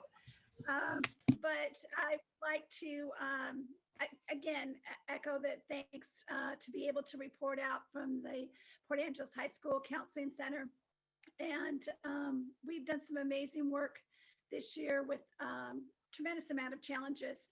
But I will say that with those challenges also came an opportunity for huge connections.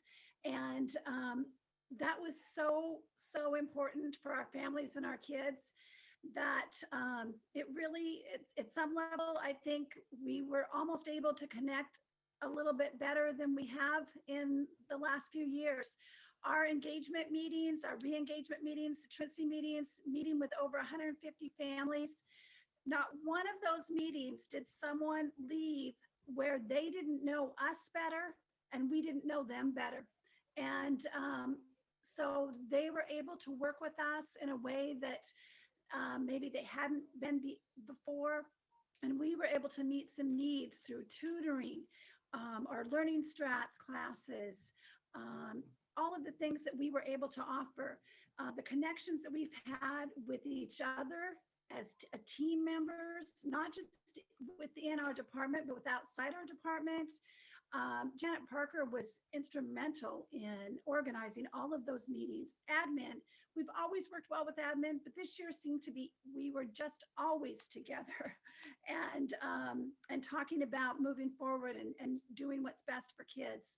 So it's, like I said, been a challenging year, but also incredibly rewarding in many ways. We were able to, as a counseling team, hit the ground running with the Character Strong and providing staff and students with lessons and things through advisory. We plan to continue that next year. Jason, early on, saw a need, well, we heard a need from staff about wanting more connection. And so Jason stepped in and did a bi-weekly staff meeting where people could, just come in as they wanted to and share and listen. And it was really great. Again, that connection word and really coming together. Our work with the family advocates, who happen to be two awesome individuals, I'll have to say, was instrumental again in just providing the students and the families with the services that they so needed to get back on kind of what we're hoping like a normalcy. I don't know that we actually knew all the need that was out there. And this pandemic really highlighted that for us, I think, as a building and as a district. And so it's been pretty amazing to see how we've all come together, collaborated to work with everyone. Like I said, we'll continue with the Character Strong and doing all that we can for students with the social emotional piece and the academic piece. Jeff said it, and I couldn't echo it more. The learning strat / credit recovery in our schedule is vital for our kids. We have a staff member that we were able to bring on this 4th term that is working with over 84 kids to recover credit. That's huge. I'm the current junior counselor. Next year, my kids will be seniors. And I'll have to admit, I really don't know, what they're going to look like when they come in terms of social, emotional, and academically. So to know, though, that going into next year, that there are so many built-in resources and availability for kids to get what they need is just really, really comforting. We're hitting, the end of the year, but we went strong with academic support. Jason's been doing a wonderful job with the seniors, and it is a lot of work, especially as you know that the senior counselor also welcomes in the incoming 9th grade. So that's a tough year. We are so grateful that district administration sees the need and knows that replacing Cecilia Jacobs, who's retiring this year, is really important. And so we are very, very thankful for that.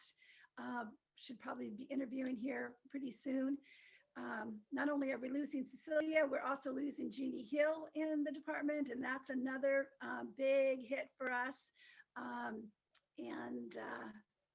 Yeah, it's tough stuff, but we're gonna do it. We're gonna again get together and collaborate and just connect and be as strong as ever. So that's about all I've got. If you have any questions, I'd love to answer them for you.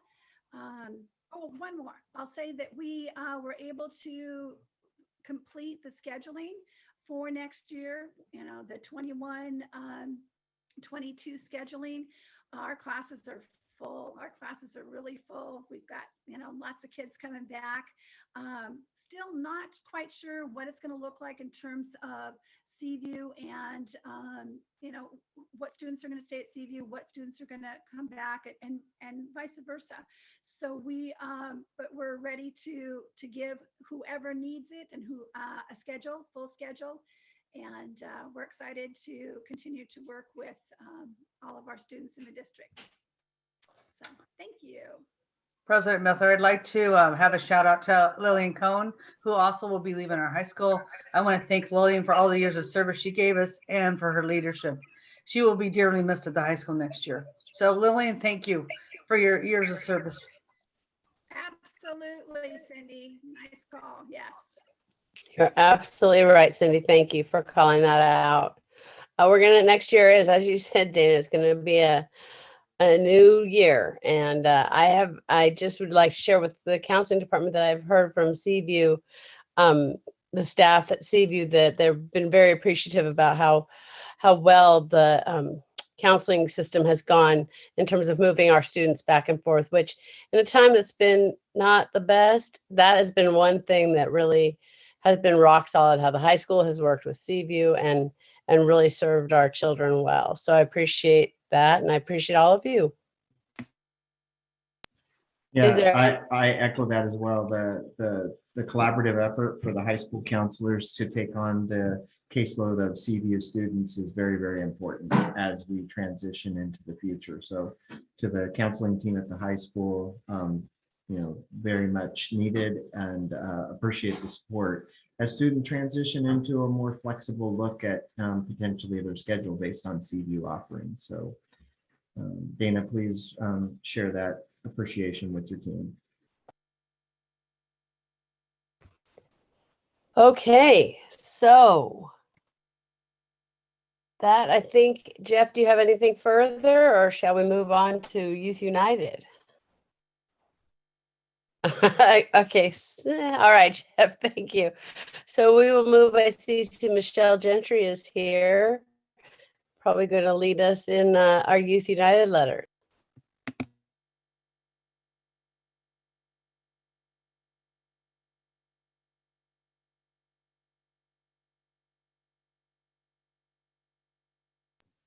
Michelle, I don't think your mic's on.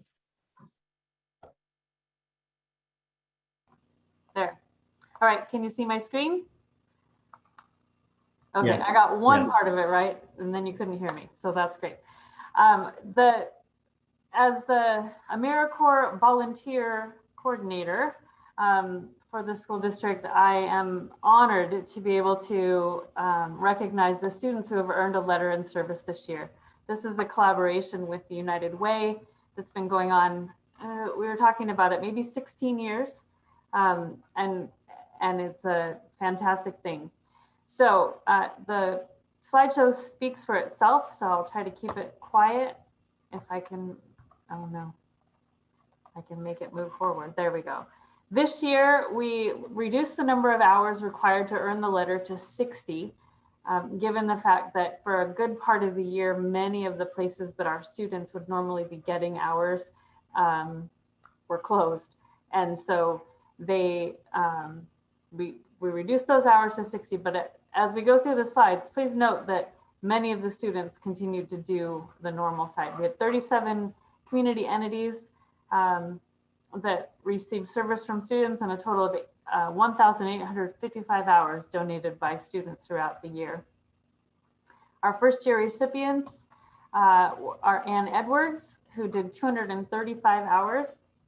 That's far beyond the 60, and those are the locations that she served.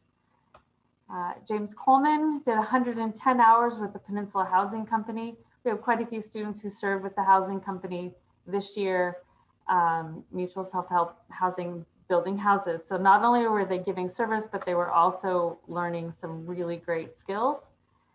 Jesse Dries, Port Angeles Food Bank and the Housing Company, 135 hours. Eva Jones, 259 and a half hours. Her mom said she spent all of her time building houses this summer, which is fantastic. Liberty Lore, 64.25 hours. And look at all the different places she was able to get involved with and really push out into the community. This is what makes community, is us serving one another. Megan McCann, oh, I didn't put in the number of hours there, but she did her amount, and I know she was down at the ice rink, which has been a great way for our students to get really involved with the community. Zev, 115 hours, worked handing out food throughout the summer and really helping to keep our community fed and safe. Caitlin, you can see all the places that she served, Oxford House, Christmas House, IBC Church, Applestock, 79 hours. She worked hard. Second year recipients, Naaman McGuffey, 69 and a half hours. I will say Captain Picker does a great job with his students in getting the NJROTC kids out to work and do their hours. Sophia Miller, 170 hours. This picture here, she's working with the Key Club kids to wash a motorhome that was a fundraiser. So one of the ways that we connect students with the community is working with service clubs throughout. And this was Kiwanis, and then she also handed out food throughout the year. Jenna, 83 hours. You know, Jenna and her sister work hard with their mom and do a fantastic job of just really being available anytime that they're needed. Our third year recipients, Betty Cameron, 75 hours, summer dance camp, Halloween trick or treat, and the Swains tree lot. What a great picture of her. Luke Gavin, 132.25 hours.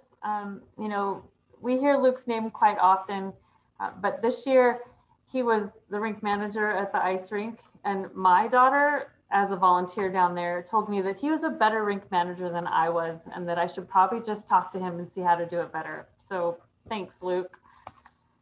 Catherine Guttormson, 142 hours. Taffy was a great additional organization this year, and then ice rink and other ROTC projects.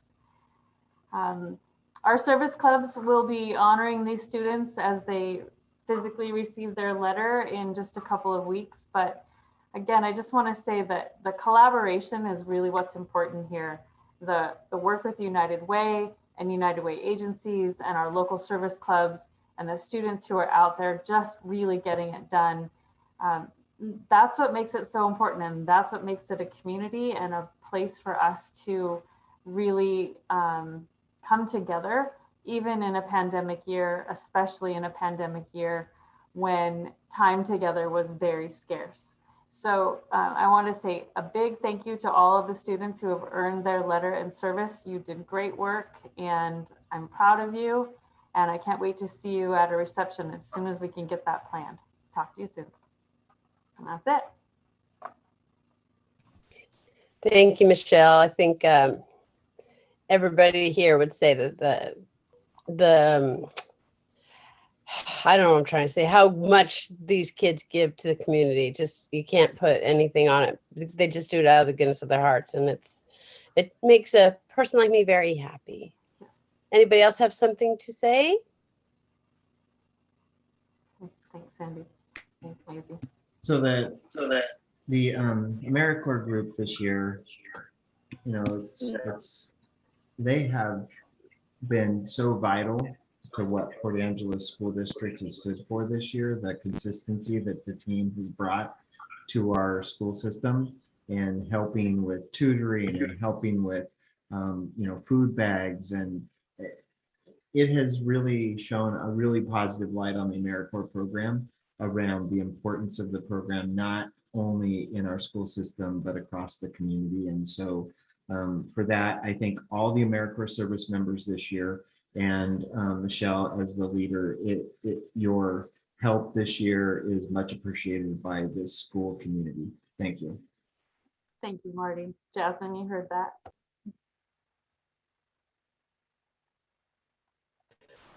Okay, so with that, I guess we go on to 7.05, a little recognition here of our student representatives to the board of directors. I don't know in what order people wish to speak, but I have the feeling that Maisie and Lakin are probably going to be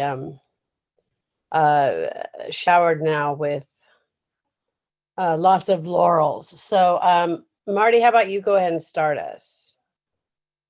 Yeah, as just completing my third year with the school system, we've had some really outstanding student reps on our board. I mean, every year I've been so impressed. This year especially, Lakin and Macy have brought a sense of student leadership that, quite frankly, I haven't seen before out of, you know, reps to our board. To the level that they brought the conversations, particularly around our work in equity. And I think the student voice in that work is critical. And I've been much appreciative of their work there. But two very fine young ladies that are going to do outstanding things in their future. And hopefully, each of you, Macy and Lakin, will be able to look back on this experience and use it to further whatever your goals are in life, you know, around service, around working with a school, or working with the board, working with the community group to help make your community a better place. And so I hope this has been a valuable experience to you. I know it's been valuable to me. And for that, I say thank you. And I have certainly have appreciated your leadership on our board this year. Thank you very much. Yes, thank you very much. Sarah, I said a whole bunch last week because I knew this was going to be a long meeting, but I do have to just say one more time that these young women are outstanding community leaders. I know that they're going to be future leaders in either this community, should they stay here, or wherever they go and whatever they do. We appreciate you. You've taught us a lot. I hope you've learned some things that'll be helpful to you in the leadership positions both of you are taking and will take in the future. We care very much for you and we'll be following you. Don't think you've seen the last of us. And if you ever need anything from me, I'm speaking only for myself now, all you have to do is pick up the phone and call if I can be of any service to you as you move into your college experience. I'm here for you. Proud of you. Thank you. Thank you very much, Dr.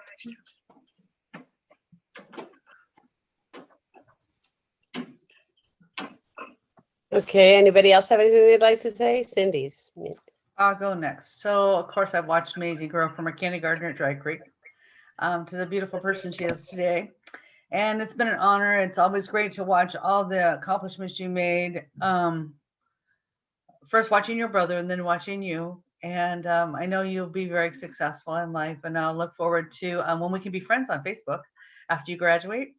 And congratulations on all your scholarships. You know, I'm always here for you. And I wish you all the best. And for Lincoln, we both were born in the Midwest, so we all have that in common.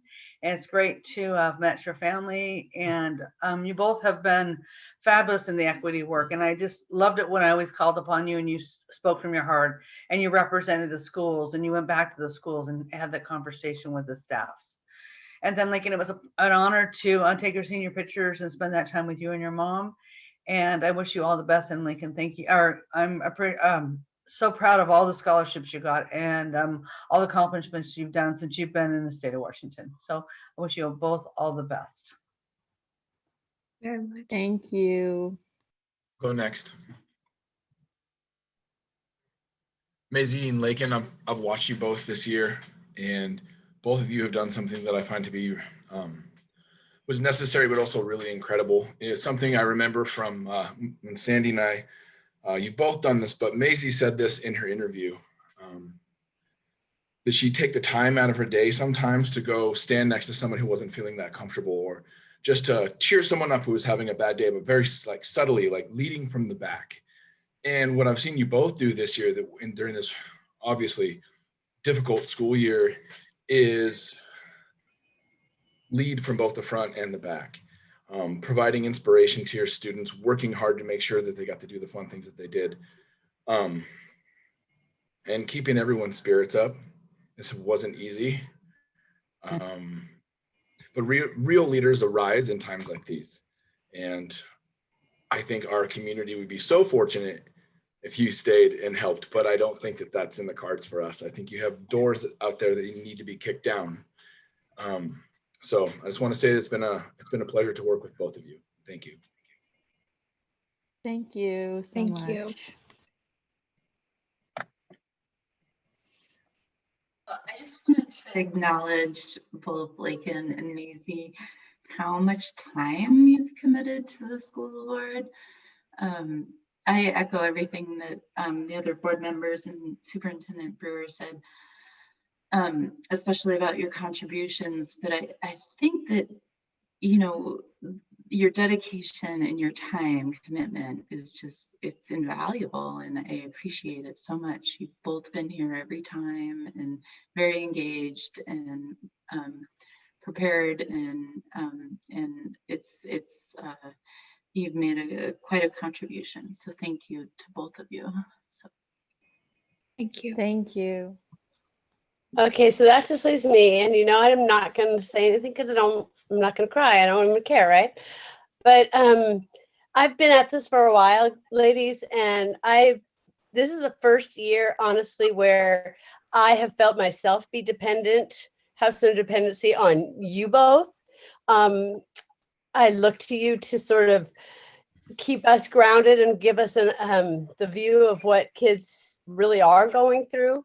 And I'm not sure how your schools are going to manage next year without you. And I'm a little scared how I'm going to manage without you. So don't leave. No, I want you to leave. I'm so excited for your futures. I am. And I know that you're going to prop up the grown-ups around you everywhere you go until one day you are a grown-up, and then you're going to prop up the next generation. And I love you both. And I thank you for doing this job so very well. And if I can still bend your ears about the youth of the future, I hope that I can, because you all are awesome. That's all. Okay, I'm done. Anytime, Sarah. Thank you. Thank you, Sarah. And we have to acknowledge that Lincoln has really been here a year and a half with us. So anyway, You're absolutely right. You got to warm up first, and then so thank you. Thank you. Yeah, and I've had a better insight in Lincoln High School because of you, Lincoln. I think you've been by far the most, and it's been even more this year than last, as you've given us the most insight into what's happening there. So we do have, I don't know if Jenny has, Marty and Jenny, if you all want to say anything so I can compose and carry on. Hey, Jenny, can you share the gift from the board to the student rep? She's pulling that up now. I didn't know this came with gifts. Just a small token. I'm really looking forward when we can give you diplomas, though. Yeah. I get that hug. Don't even. We're gonna all fight. You won't be the only one crying then, Sarah. Okay, good. We'll all fight. We're gonna fight about who gets to give your diplomas to you guys. All right. So on behalf of Superintendent Brewer and the board, we got you gifts, and this is Lakin's, and it's a box. You can put your tassel in here or whatever. And it says, Class of 2021 Lakin Folsom, Lincoln High School Student Representative. Thank you for being our student voice. Marty, Sarah, Sandy, Cindy, Jacob, and Kate. And here's Maisie's, and it says the same thing. So thank you both very much. You've been so easy to work with and really an inspiration. So Thank you. Those are so cute. You really are. Thank you. You could probably stop by the office and get a 3-dimensional gift. Okay. So I guess then we've done it. This is always the most emotional and most difficult and best assembly for me, or not assembly. I did watch the assembly, by the way, but board meeting. And now we get to bring it down a little. All right. We're going, not that Kira, not that you're a bringer downer, but now the mood is going to get business, all business.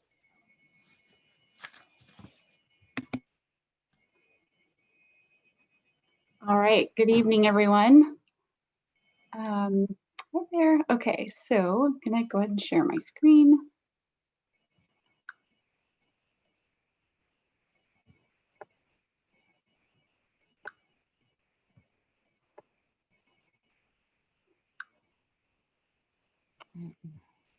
Okay, so for enrollment.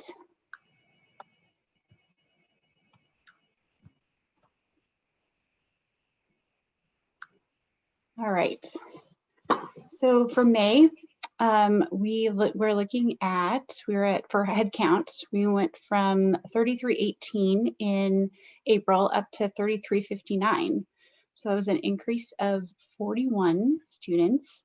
You know, looking at it, you know, there's been an increase across the board in all grades, but there was a shift in juniors and seniors, some from Running Start back to full-time at the high school. So that was a portion of it. And then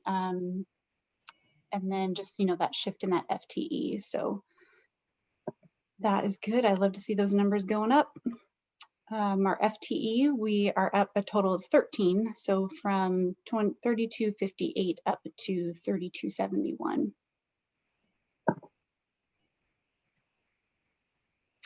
And then, you know, just like we've been tracking every month, looking at those withdrawals. So for the April withdrawal, we really, you know, we didn't see a lot of movement, a lot of kids leaving or transferring to other districts. Of course, there's still some movement out of state, you know, families trying to get settled and find what they're needing to do. We did see movement from Seaview back to brick and mortar.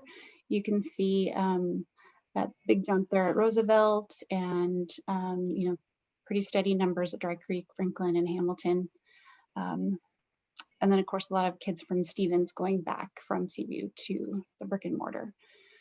So continuing to track students as they, you know, as they kind of drop out of our system. There's 6 kids there that we're gonna track down, and we've been looking at them by name and making sure that you reach out and understand their needs and their, you know, help support them. So that's been a big push, you know, for departments, for all the departments, is to make sure that they know that we're here and we're supporting them with all the different programs that we have in the district. So continue, and that did, we did receive, once we started tracking, we were able to recover 7, and I think I shared that with you a couple months ago. So I did adjust those numbers. I hadn't adjusted them last month. So those numbers will continue to change, and we'll continue to update them as they go back down. So I won't go through all the schools, but that was just a summary of all the schools. Are there any questions about enrollment?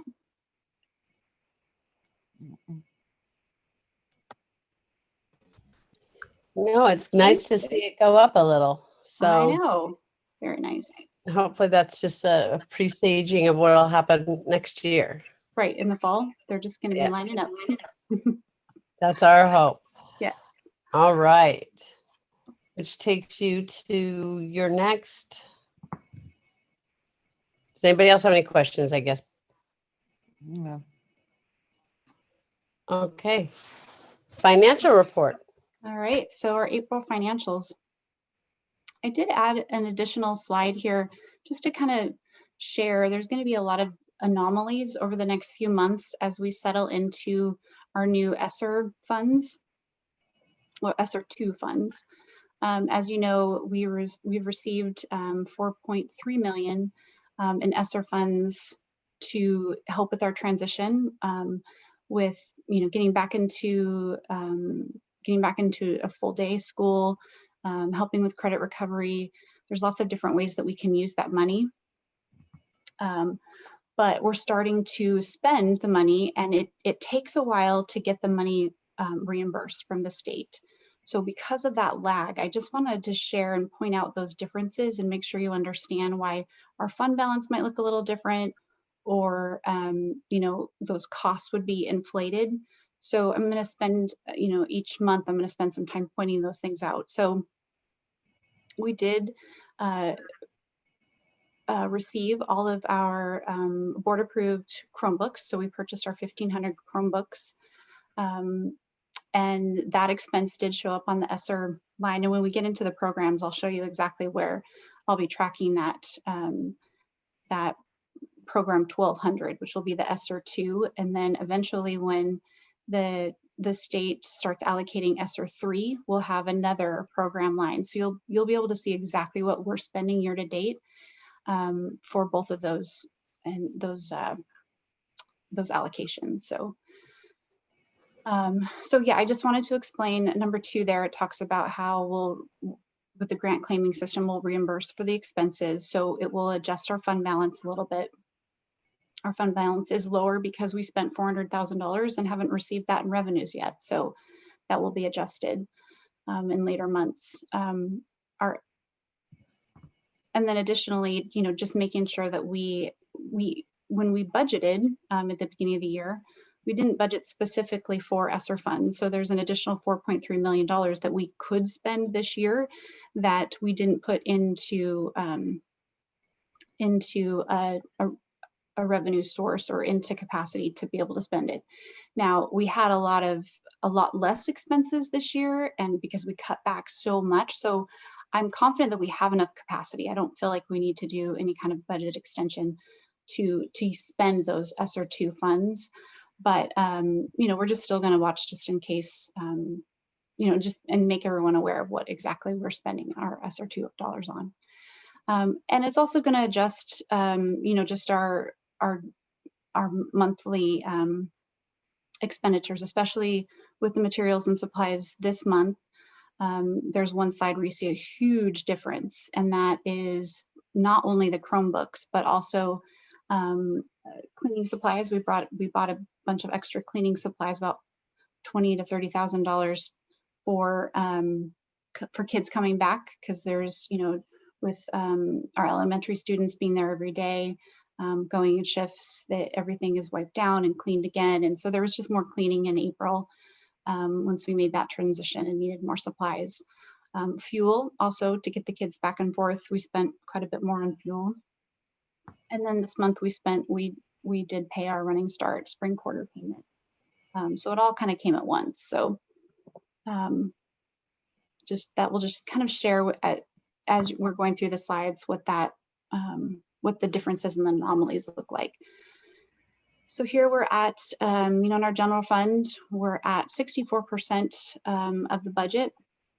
We're about 75% of the way through the school year. So you can see that 4.2 million fund balance in general fund, which, you know, would have been higher. We were projecting it to be higher because of, but because we spent those Chromebooks, that's going to be adjusted a little bit. And, you know, in the next few months, we'll get reimbursed. Capital projects, we did receive, you know, tax dollars in capital projects. You can see that our revenues total for this year are 4.8 million. So that was really fun to share with our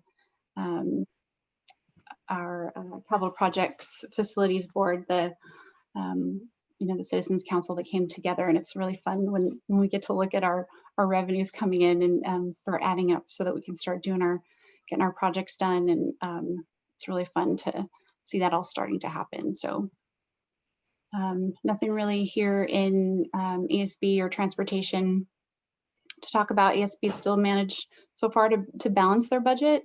You know, I do expect them to have a few more expenses than revenue that came in, so they'll dip into their fund balance a little bit, but they had a hefty fund balance anyway, so there really shouldn't be a problem with that. And, you know, transportation does have that fund balance of 125,000, which Karen has plans to spend. So money doesn't stay long in transportation vehicle fund. Here I'll show you, hopefully you can see my cursor there, but ESSER 2 program 12 is what I was referring to earlier. And, you know, we'll just be able to track there will be more expenses that are charged to that. And you'll be able to see what that, and then again, when ESSER 3 comes on board, it will probably likely be at program 13 or 1300 for ESSER 3. That sounds like that's what the state is wanting us to do. And again, you can see the increase down here with the 408,000, which was the Chromebooks that we purchased.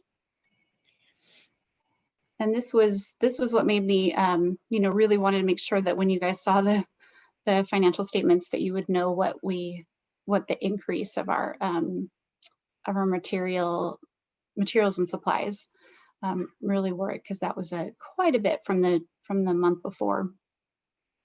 And as I mentioned, with the fuel and the cleaning supplies and the running start purchase or running start tuition. You're also going to see some of those ESSER dollars spent in salary and benefit expenditures. So some of the work that we are doing, you know, to prepare for next year, and with some contractual obligations that we have, teachers working to get ready for kids to come back full time. A lot of those are being timesheeted, and that is, you know, it's an addition, and those will be expensed to ESSER 2. So you'll see a difference, and that's really what the difference is here in from last month to this month,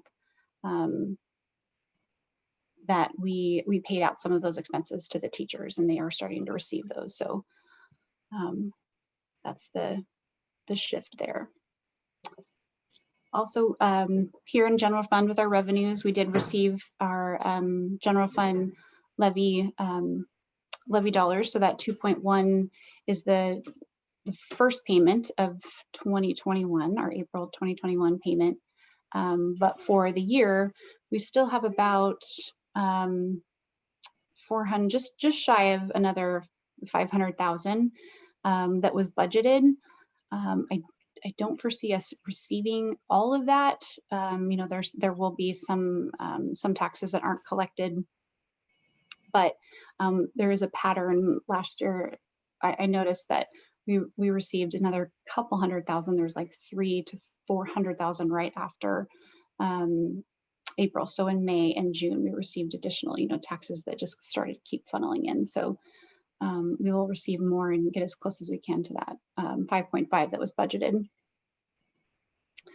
So, you know, just looking forward to, you know, these next few months, you know, watching that fund balance, watching our cash flow projections, making sure that June does dip down into, we receive less apportionment.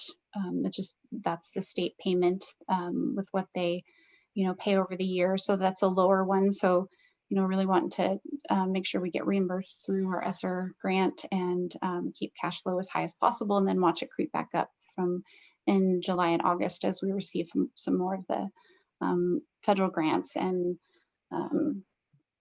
reimbursements from EIDL, and you know, just some of those expenses that we've had, so we can, you know, creep back up into that 4.3, 4.2, 4.3 fund balance for the end of the year. So that is what I had to share tonight. Does anyone have any questions or anything? Jared, can you go back to the general fund budget status report? Which one was that, Cindy? The general fund budget status report, like 3 back.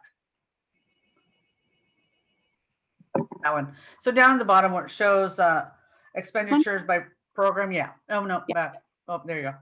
Down at the bottom where it shows 30 vocational education instruction. So, you know, of course, I always look at the percentage. It says 148%. But did we just encumber too much, or are we really going to be that far over budget on that one? That's a good question. And, you know, I believe that is a keystroke error. Okay. And then the same would be for 70 other instructional programs, the 169%. So those are 2 areas. Yeah, I apologize for that. I think that my lines were just off when I added the additional ESSER line, the ESSER 2. Okay. Well, and the other thing is, but like look at the 2020 with special ed, it only has 67%. I'm thinking, wait, there must be something. But yeah, those were things that just popped out at me. I just had questions about. Yeah, it was just the lines were off on my spreadsheet. I apologize. Thank you. I'll fix those for next month. Any other questions? Thank you for putting the ESSER funds as a line item. Yeah, absolutely. I just wish I didn't skew all the rest of them, but the bottom line is the correct numbers though. So the encumbrances and the expenses. It was helpful to know the information regarding the extra time and benefits and salaries. Yeah, all a lot of great work that's being done out there, but we have to has to be paid, and we need to pay that for all the great work they're doing. Absolutely. Okay. Thank you, everyone. I appreciate your time. Thank you, Kara. So now we're going to move into our discussion and action items. We have to start is 9.01, which is the approval of the 2021-22 school year reopening plan. I believe Marty is going to introduce Michelle for that. Yeah, thank you for the opportunity this evening. We all know this has been quite a year. We have created many plans throughout the year, and as of about April 19th, we were tasked to create another plan for reopening and moving into the 21-22 school year. This is a state requirement to be approved by local school boards by June 1st. I know our teams, including Assistant Superintendent Michelle Olson and all of the superintendents or all of the principal teams with their respective leadership teams, have worked incredibly hard for the last 5 weeks to create what's presented to you this evening.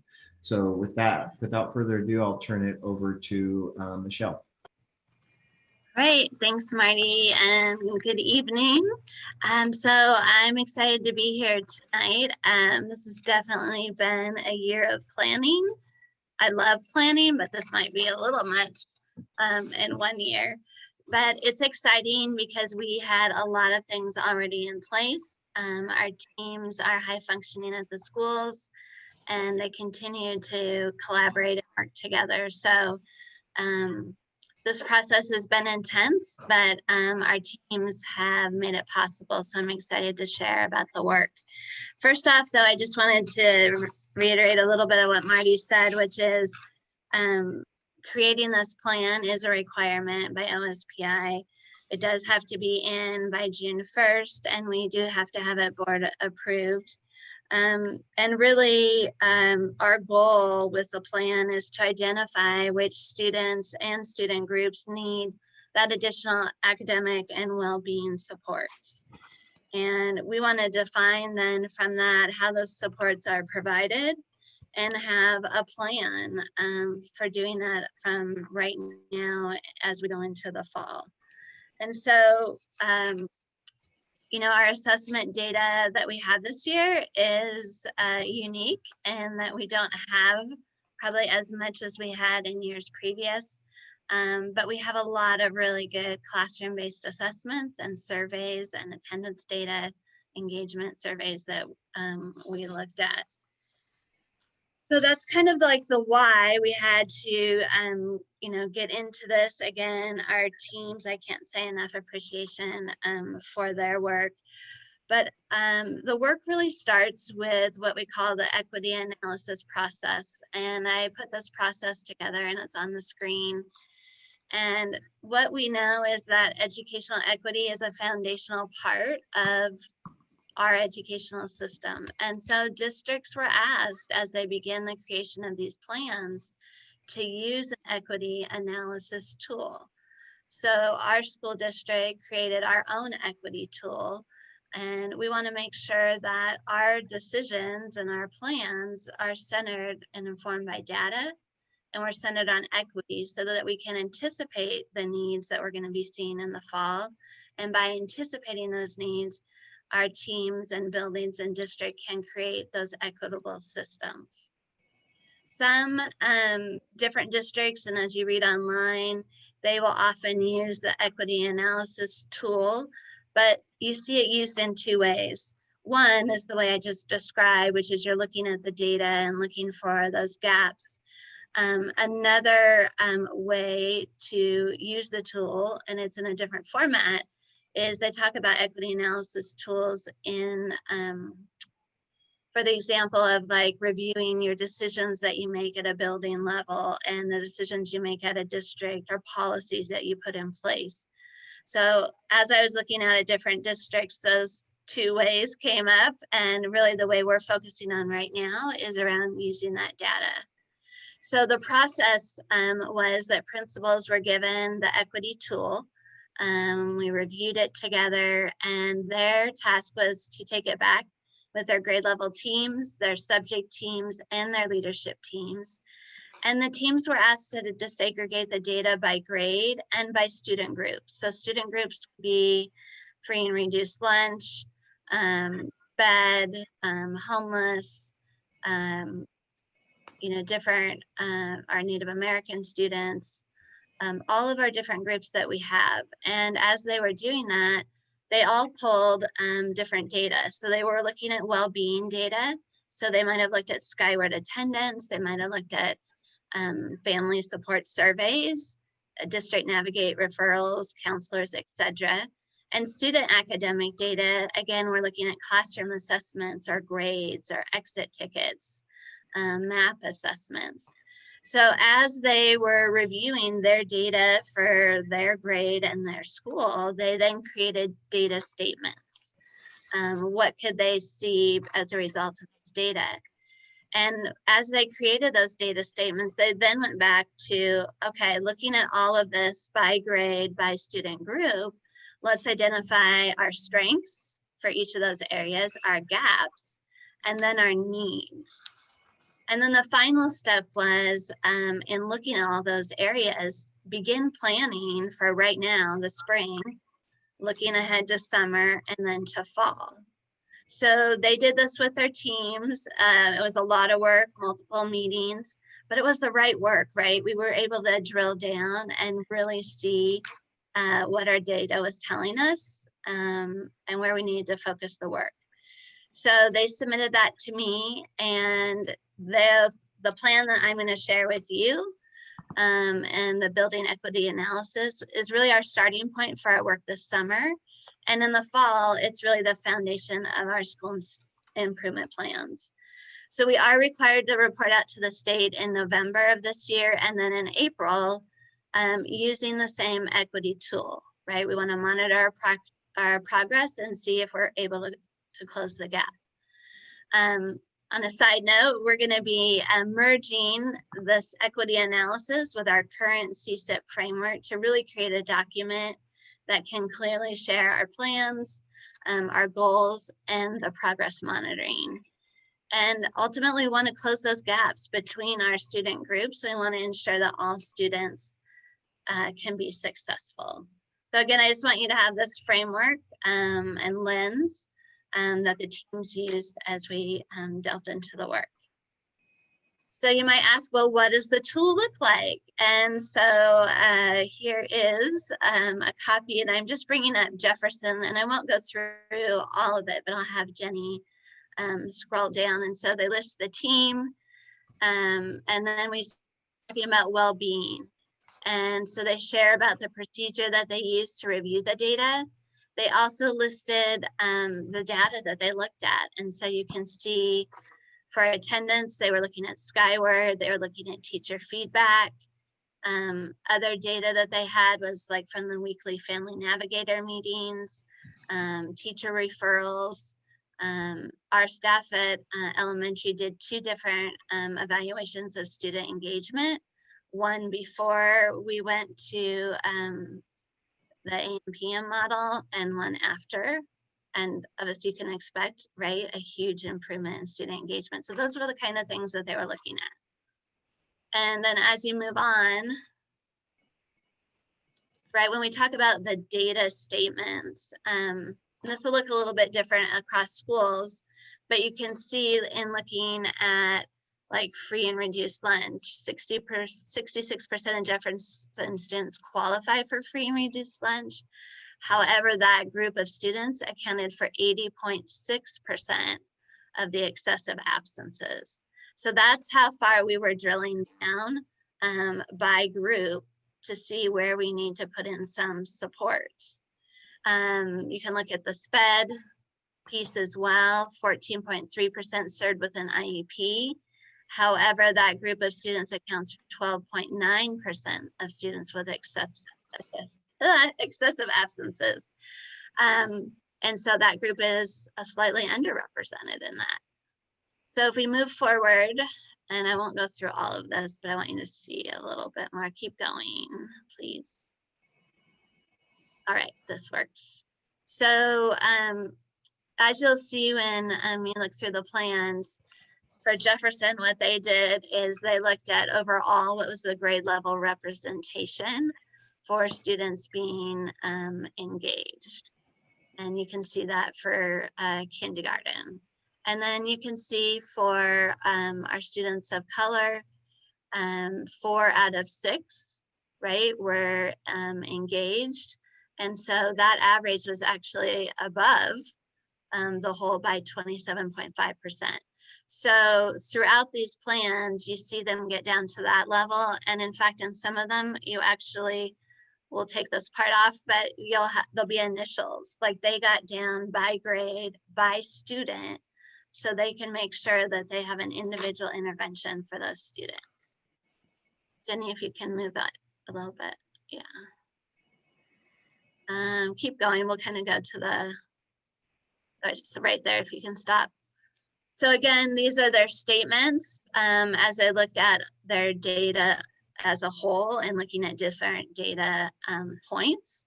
So they're identifying the strengths, the gaps, and then what the needs are or what they believe them to be right now.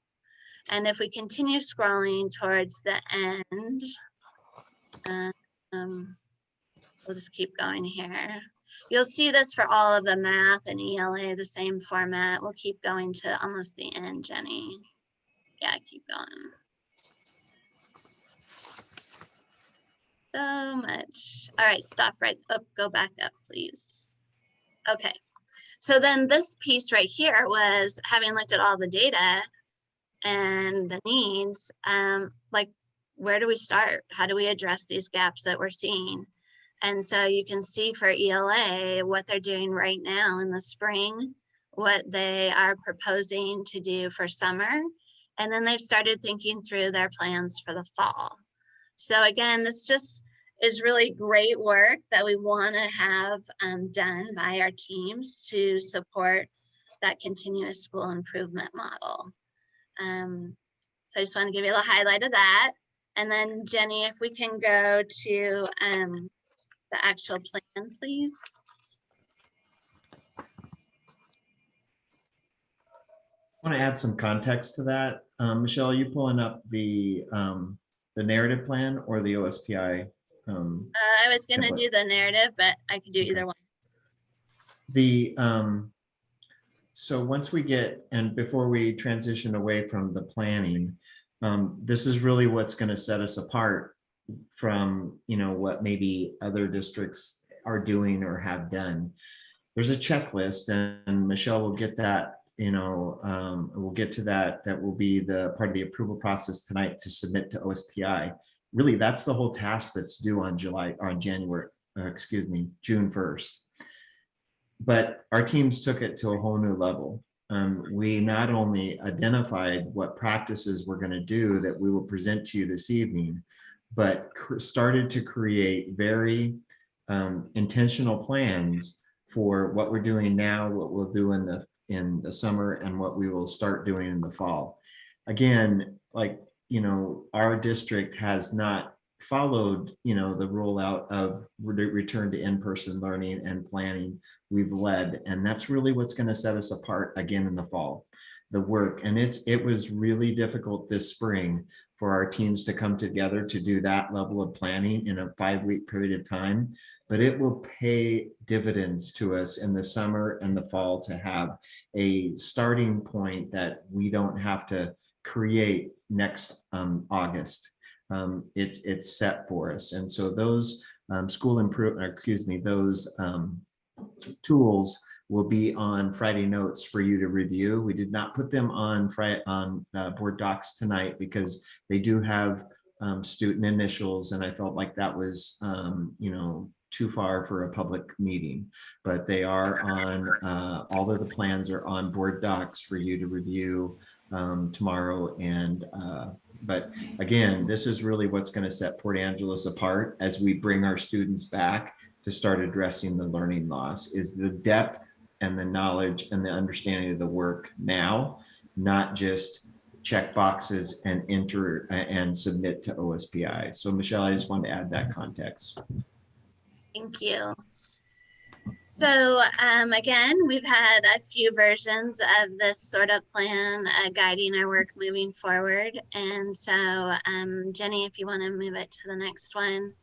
Again, Marty starts off with just the introduction and, you know, talking about our past and where we've been and where we're headed. And again, just reaching out that we want all of our systems to continue to improve and move forward. Additionally, at the beginning of the document as well, if Jenny can scroll up back to the first page, there we go. Again, we've included the why. So, you know, for community members who are reading this, or school staff, this is the directive from the state. And then we also know that we're continuing, and on the next page, right, we have our mission, vision, and beliefs that is guiding our work. OSPI also has their vision, mission, and values that continue to guide their work and our work. And so we've listed that there again, including their equity statement from OSPI. We know that we're on a journey here with our school board and school community and creating our equity policy and statements and other pieces. So this is just the start of some really intentional work around equity. If we move on, again, this might look familiar. This is what we started with, right? Way back in June. And I believe that we have done this. Everyone in the district, from bus drivers, custodians, teachers, everybody has really led with that care and compassion. We haven't wavered from our focus on students. And we are really working hard to put equity into action for all of our students, families, and staff. And we're working it, as always, to create those safe and healthy environments. And again, you know, we've put in lots of different mitigations and they're working. Like, we're able to get our kids back to school and our staff. And all of those things lead to that maximizing of student learning time in the building. So we've met those goals and continue to do that. This should look familiar, although the dial, thank goodness, right, is down at the bottom for return back to brick and mortar. So that's exciting to see that and know that we've reached that goal. And it's been a lot of hard work, but we're excited to be heading there in the fall. And so then just again, the next couple of pieces just talk about instruction and again, how we use the equity tool, how we're going to be reporting out on that. I did include a big part of this plan, right, is that piece of you plan based on your data, you do the plan, you come back and see, did it work by analyzing your data? And then, right, what do we need to change or do differently or stop doing? And that's the process that buildings engage in constantly. And that's what we do at the district level as well. So keeping our focus on students and then our planning as well. So if you continue through the document, yeah, if we want to stop there. I've included in each section, the OSPI has a focus on 6 key areas. One is student well-being. And so we put in the pieces from OSPI that describe like what that means. And then we've also illustrated what that means in the Port Angeles School District. And so our recent survey that went out to our students, again, across, we saw that they see their mental health as having gotten worse over this last year. And we can't ignore that. And that crosses all student groups. So we're not talking, you know, just special ed or just free and reduced. This goes across all and probably is honestly underreported. So we've included that. And again, we're just trying to, again, help people see the why and what our own data is to support that. So Jenny, if you continue.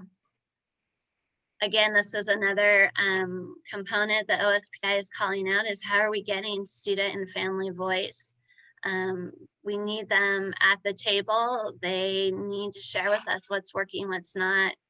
And I think we're doing one of the best jobs I think we've ever done, and that we're realizing the power and the ease of surveys, of talking to families and conferences. And so we'll continue to look for ways to get input from our families. And again, with this one, you can definitely see that parents want their children back in school 5 days a week. So we're headed in the right direction. Another key component is the professional learning. We certainly have directives from the state around providing a certain number of days to provide this PD for our staff around social emotional learning, trauma-informed practices, equity, a variety of things. So we're excited to create a plan as we come back in August, and then have that plan continue throughout the school year. We also did a survey to our staff, and you keep scrolling down, they were able to make clear what they see as their needs. So we're going to take all those factors and again, create a really solid plan for the year. This is a key piece because this is a little bit confusing for some. We talk about recovery and acceleration. And, you know, as all of you know, students, when they come into a grade level, in our past, if students weren't at grade level, right, then we're like, oh my gosh, we need to remediate. And sometimes that means that they're, not as part, I guess they're not maybe as part of the main group, like we may put them into a special group or some differentiation. And with all of our grades, and if you think of the high school, our current freshmen, 61% of them have 1 or more Fs. So, right, we're not going to put everyone into remediation. We need to do things differently within our classrooms. And so that means, we identify where the gaps are and we build on what they already know. So that's that piece around acceleration. And you can see in the table what the traditional approach is, and again, what that tailored acceleration really means. So this is just some new learning for a lot of our staff, including our principals. So we'll be providing the professional development of what does intervention look like in the classroom. So this will be exciting work. Move on, Jenny. And then our summer learning opportunities. At the elementary, each one of our 5 elementaries are doing a jump start. So that means in August, they'll have students by invite. They'll be coming for 2 weeks. The invite is based on looking at student data by grade level, by student, to make sure we're identifying the students right, that need the most support as we're coming in. For Stevens, they're also doing a jump start and getting ready for the school year. They have open registration for 7th and 8th grade, and they'll be running in the morning, and they'll be focusing on a combination of academics, really learning skills and behaviors, those executive functioning skills. And then they'll have some of the engineering and those kinds of things too for the students to do. And then between the high school, Lincoln, and Seaview, they will be doing credit recovery / summer school. So that will take place at Lincoln from June 20th, to July 16th. And again, we have an experienced staff in place to help meet students where they are and continue to get them the support they can to recover those credits. And then finally, the last 2 areas are really about how do we use our assessments to collect the data on all these different areas. How do we use it to diagnose strengths and needs? And there's just a variety of tools out there. And so we want to make sure that we're using the most effective ones that give us the information we need. And finally, the last part from OSPI is we really want to use this plan as an opportunity to strengthen our relationships with different community organizations, right? Everybody has different things they can bring to the table. And so that might be the YMCA, Boys and Girls Club, the Lower Elwha Clam Tribe, etc.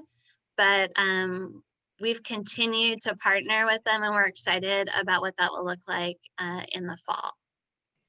So the next part, I am not going to go all the way through, but as we had in the previous plans, we do have the latest Department of Health update, which was released on May 13th. So we have gone in and updated this plan from where we had it last fall. So it covers all of the same things. You can see that in the heading as Jenny scrolls through, but there's quite a few pages of the different pieces that we're doing to commit to the health and safety of students and staff.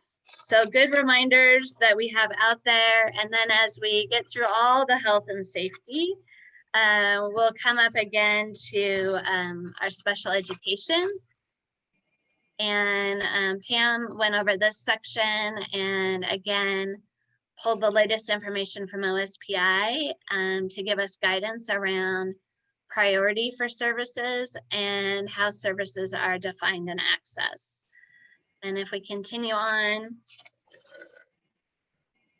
through that, that's all the special ed pieces.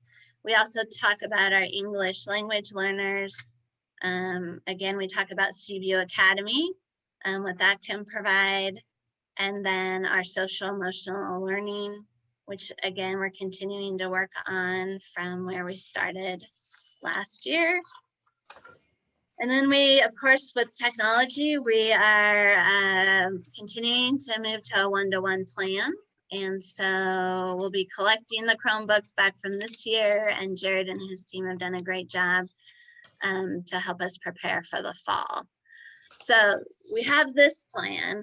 And then when we get to the point of Marty talking about like what really has to be submitted to OSPI, they're not going to see this plan, but this is the backbone of what we're going to do. And so I'm going to show you this is the kind of checklist that has to be submitted to OSPI. It's, you know, kind of fill in the blank. We have to say, you know, when we did it, how we used the tool. And then it really gets into checklists. So at the beginning, it's looking at what are those supports that we provide for all students. And the great piece about our school district is we have a lot of those pieces in place. And then how do we continue to use them to get student results? So then again, they ask us about, they kind of ask the same question like 5 different ways. So then they get into the actual diagnostic assessments, and you know, they want to know what you're using for academics. Then they want to know, Jenny, you can keep scrolling. So you have this big long list. And again, those are things that are both formative assessments, and then also you'll see on there was the Smarter Balance, the WA Kids. Then they want to know, how are you measuring student well-being? And so everything from surveys to screeners. Then they ask you one more time. So with academics, then using those assessments, which grades are you using them in? And then as you continue down, they'll ask you the grades again, and then they want to know how often you're using them. Like, are they once per year? Are they multiple times a year? And then they ask again, how are you using those with your different student groups? And so as we go down this one, yeah, this continues to be how often. And then right here, let's go up just a little bit more, Jenny, please. Or no, down, sorry. All right, stop right there. Perfect. So this one I thought was interesting. So then we start to get into those strategic supports for students. And, you know, their question is, based on our equity analysis, our assessment, what student groups need additional time, support, extracurricular activities, etc., for their growth and well-being. And again, I'm filling this out based on the summaries from the schools. but I marked all of them because what we see is that all student groups have been affected due to COVID, and they've been affected in different ways. So then as you scroll through, we can see what are those strategies that we're going to use. Well, we're going to continue to use those best practices. And then they want to ask us further, so for those strategies, what student groups are you going to use them with? And again, we're committed to all students being successful, and we're going to use all these strategies with our groups. But what I shared with you earlier around those building plans, that's where you start to get into the details of by school, by group, what do we need to provide further for those groups of students at that school to be successful. So again, this is the document that actually goes into OSPI. You know, as we were, I don't know, thinking about what our plan was going to look like, there were a lot of districts that quite honestly just did this checklist. Somebody at Central did it and they turned it in. Our district, again, we want to do the real work. We want to do the hard work. And we want to use this for our planning and our actions. So we went a step further and we had our teams look at the data, disaggregate it, find those gaps, create the plans. So that is all backing up what you see here. So I know I've talked for quite a bit. I'm sure I went well over my time, but this is a really important document. And again, it's a work in progress. But it is the first step in our foundation as we move forward for the summer and fall. So I don't know if Marty wants to add anything else, and we're also happy to take questions. I want to reiterate to anybody in the room and the community and anybody that might watch this by way of recording, we are coming back to school 5 days a week, full time next school year. And so that's our number one priority, and that's outlined in this plan. That's expected by the state of Washington, and we're going to work to achieve that in our school system. Great job, Michelle. Very detailed, thorough. President Methner, back to you. All right, excuse me. So I imagine that the board has some questions. And I would, we can do one of two ways. We can ask in a second just in order to make our discussion relevant. So I guess let's go with that approach. I have lots of questions, if I may. Yeah, I understand. Can we get a motion in a second so that we can open it for discussion, Sandy? I move that we, is this for the resolution? No, this is for this, for the, both. Yeah. Do we have to pass the resolution and pass the plan, Marty? You need to pass the resolution to approve the plan. Yes. Okay, so the resolution. Okay, so we're not. Okay. Yes.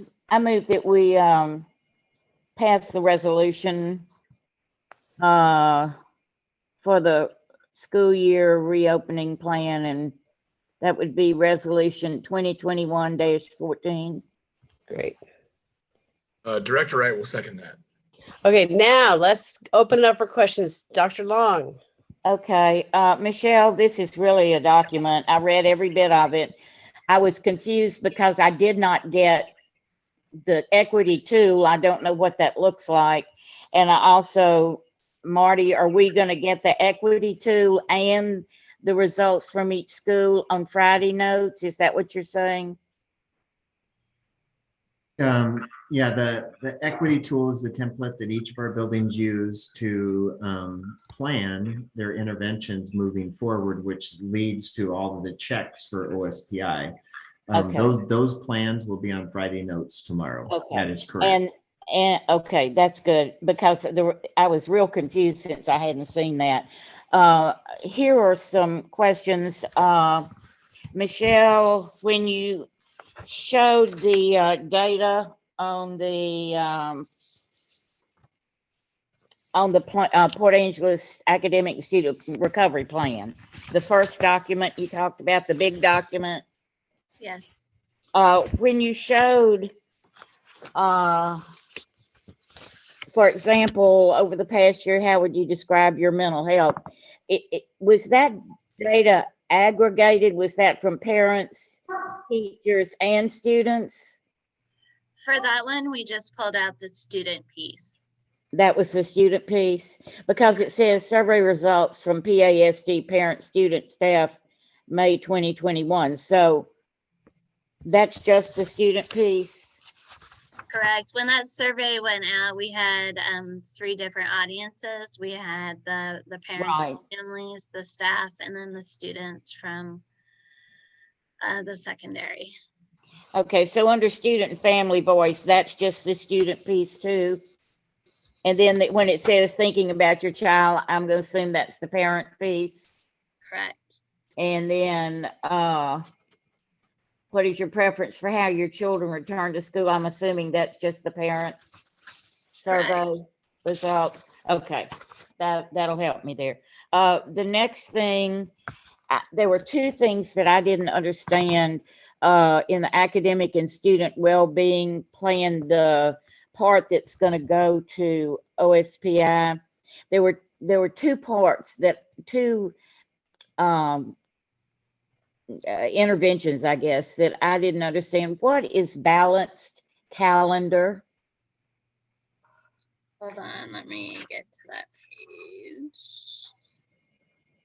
So that was under what are universal supports for all students. Yeah, what is a balanced calendar? I don't know what that means. Well, it's we've talked about some people have talked about additional school days. We've also talked about balancing out the calendar over a year versus our current schedule. Gotcha. Those are different pieces that some districts might be doing. Okay, and the other part was narrowing standards. Is that when you went in and picked the standards when you were doing the hybrid model, pick the standards that they were going to focus on, rather than just try to do it? You couldn't do everything. Correct. So as I recall, it seems to me like you said that the staffs got together and decided by grade level, I believe, which standards they were going to really hit, since they didn't have full time with the children. That's correct. And that work that we did, again, it seems so long ago, but back in July and August of last year, really was the beginning of good conversations, because they've identified those most essential. They've seen whether, that has worked or not. And if they need to add to that, they're clear on that. So that's definitely a first step. Okay, thank you, Michelle. This is really a complicated document. You all have done an excellent job of it. I read the whole thing, and I'll be anxious to look by school at the equity statement. Thank you very much for answering my questions. You're welcome. I'm ready to go, Sarah. Please, Cindy. So the academic and student well-being recovery plan will be posted to the website, correct? That'll be posted to the website once it's board approved. It has to be posted to the website for 2 weeks, I believe, but it'll be on our website for, this point moving forward. Okay, but we're not sending that to OSPI, correct? Right. Okay, so I would recommend that we number the pages first of all, and then Marty, I sent you some corrections, just some grammar corrections. Thank you, Michelle, for putting that date in there for the summer school, because that was one of the questions I had. And then as we go through towards the back, determining recovery services and flow chart. That there's a line in there. It's towards the end, Michelle. I don't know. It's like this 8th page from the back, or 6th page from the back. Yeah. It's under special services. That last line says temporary IEP amendments and impact services due to the pandemic shall not be primary considerations for recovery services. What does that mean? I mean, why not? All right. Want me to speak to that? Yes, Yes. please. Yes. I was looking Okay. for you. So what that's referring to is there were certain points along the year that IEP amendments may have been done based on change of placement, based on maybe a family requested to discontinue a service. And so we want to ensure that those situations do not reflect negatively on the team's decision to give recovery services. So if a family had a unique situation, for example, where they were unable to participate in a related service such as speech language pathology, that shouldn't be a barrier to teams still discussing a recovery plan option to recover skills that were lost because the student didn't have speech services. That's what that's referring to. Okay, thanks, Pam. I just thought, you know, based since we're in the pandemic and not knowing where we're going to go next year, we might still have some of that recovery. Then Michelle, in the social emotional learning part, it says use the K-12 curriculum/curriculum strong. Is that what it's called? Is it called K-12 curriculum strong? No, that's just a mistake. I had that too, Cindy. Okay, so I just didn't know that one part. They just called it the wrong thing. Yeah, because I'm thinking, okay, that sounds. And then the other part would be, so then as we go back to the plan, Michelle, that we're going to submit. Yes. So under part 2, under 2, it says please provide a link to the equity analysis tool used. I'm assuming we're going to fill that in. Yeah, this is just our draft and get ready for the final. But this is the draft the board's going to approve. Correct. Okay, and same thing under 3.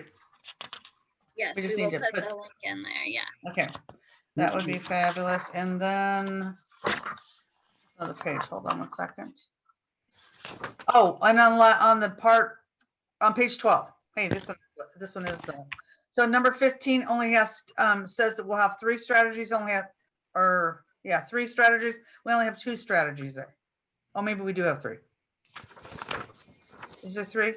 There's 3. Okay, so do we spell out MTSS? It's multi-tiered systems of support. Okay.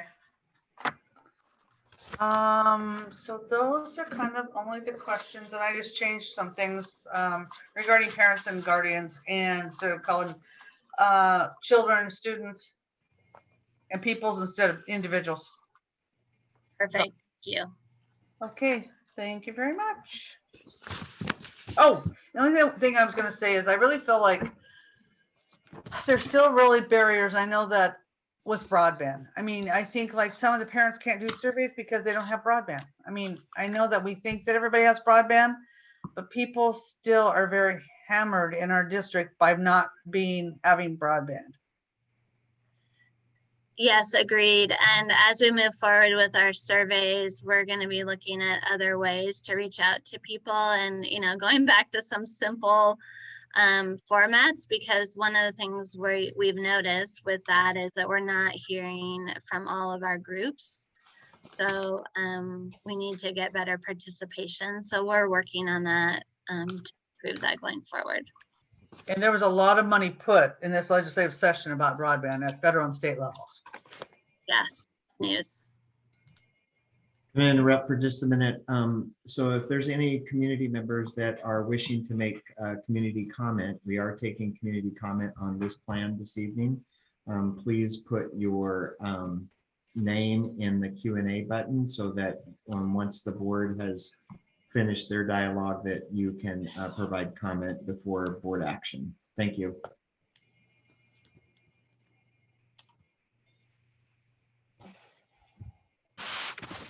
Katie or Jacob, did you have any questions? I just have one. Oh, go ahead, Jacob. Oh, thanks, Katie. It's just the elephant in the room, I guess. So the the graphic that we use, that we've been using all along, the 2.0, and then the varying degrees, and all the way up to 3.0 is a dial, right? And we're at 3.0, and everyone has worked really hard to get us there.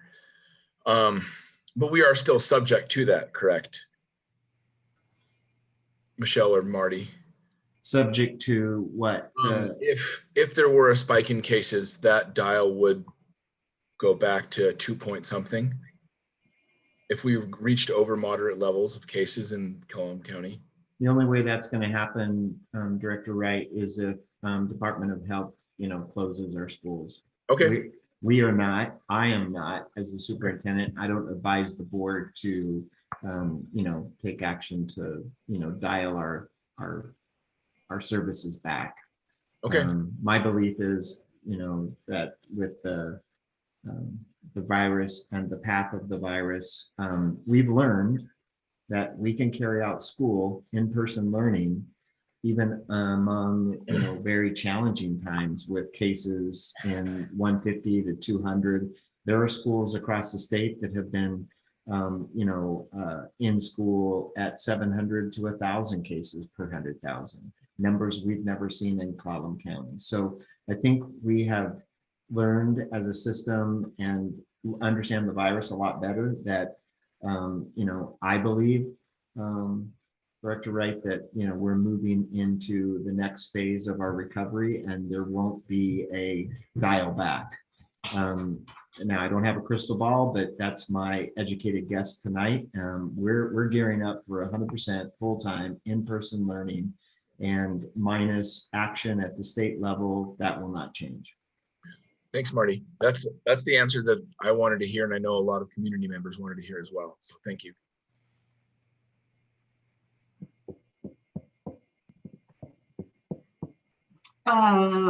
So I'm really excited about this going back to school in the fall. And it's a relief. So thank you for putting together the plan. And with some change, with a few of those little changes that Cindy and the checklist looks fine. I feel like I can improve that. I have still some questions about the narrative plan. And seeing the results of the equity analysis tool will be really helpful. I feel like some of my questions got answered, but I look forward to reading those. One of my questions that I haven't heard yet is about the continuous improvement cycle. I think you call it the plan, do, study, act cycle. And I'm wondering what the timeline is. And then you talked about how the CSIPs were going to kind of merge with this particular equity analysis tool. And I'm just wondering, are these going to be on the CSIP schedule now, or is this a different schedule? Or can you clarify that a little bit? I will try. So definitely it's a work in progress. I think, we've been using our current school improvement framework, as you've seen, that every school does.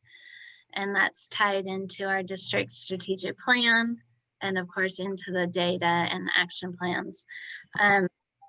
What we don't want to do, we want to be able to have the time and energy to do the work and not have all these separate documents that we're putting together. And so we're wanting to merge what we currently have for our CPIP with what we know the state is asking us to do.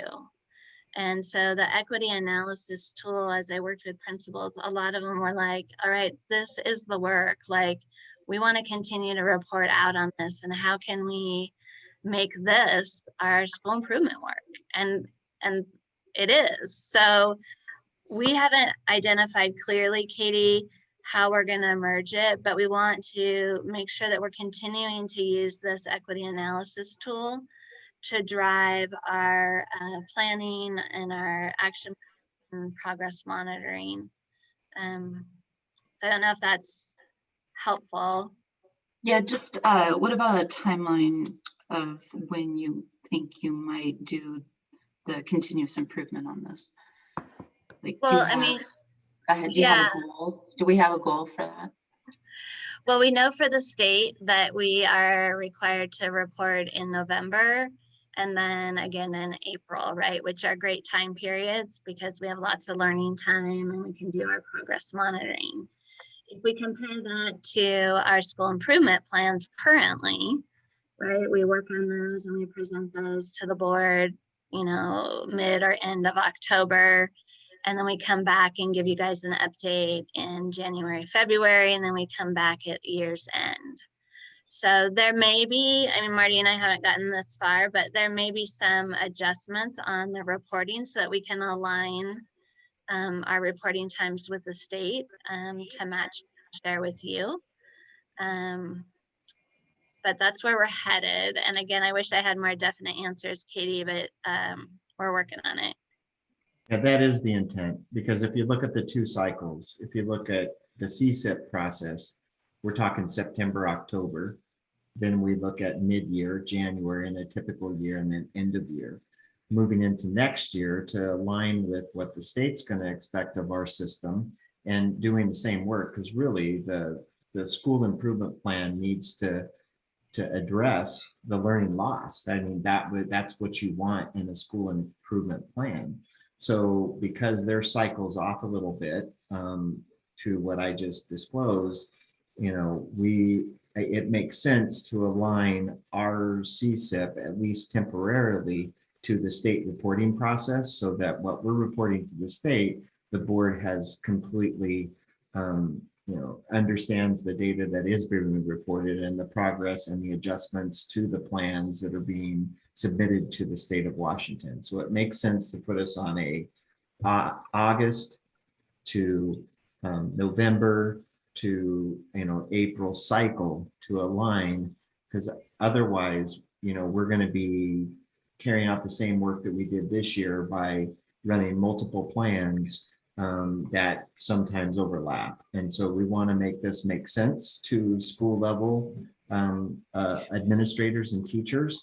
And really a good solid school improvement plan is doing exactly what this equity tool should do for us in addressing issue or learning barriers in our schools and working to overcome those.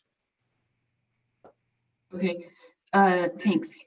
I like the, I haven't seen it yet, but I like the idea of the equity analysis tool. So, well, so the other thing is that I just feel like the plan could use some summary tables from the results of the equity analysis tool. I feel like you haven't had time to put everything together, so I'm sure that will come. One thing that stuck out to me is the professional development survey question from the teachers. They clearly said that they were wanting learning loss interventions, right? So that was their standout. But on page 10, when you list all the things that you're going to go over in the, I think we usually call it like welcome back week or something. I couldn't figure out which ones addressed the learning loss interventions. It wasn't clear to me. Well, let me find that here and I can look at it.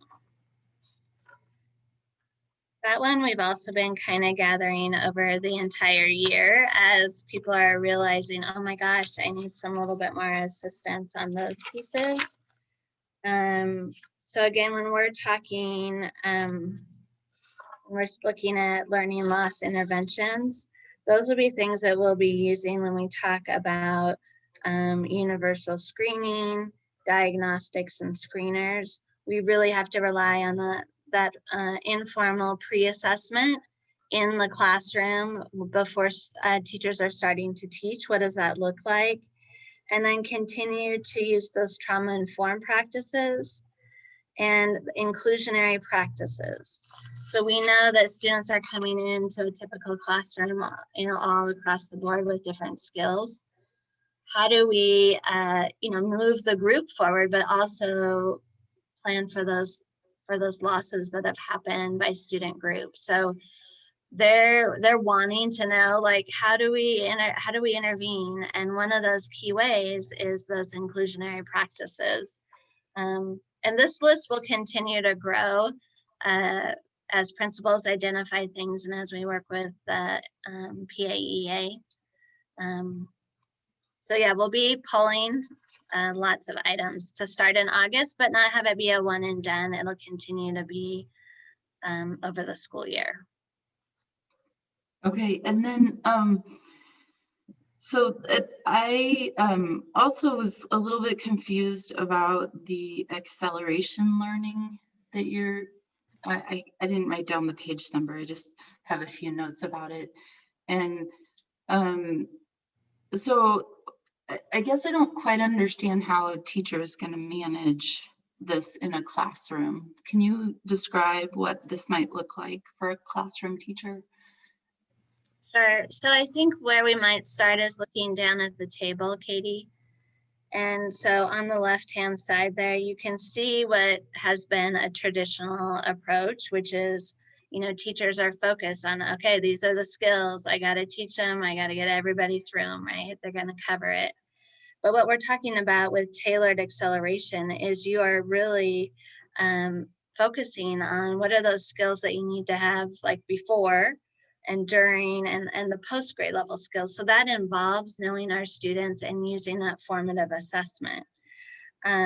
We know that, you know, if this is the bar and the goal for our students with their learning, that not every student is going to go from, you know, point A to point B.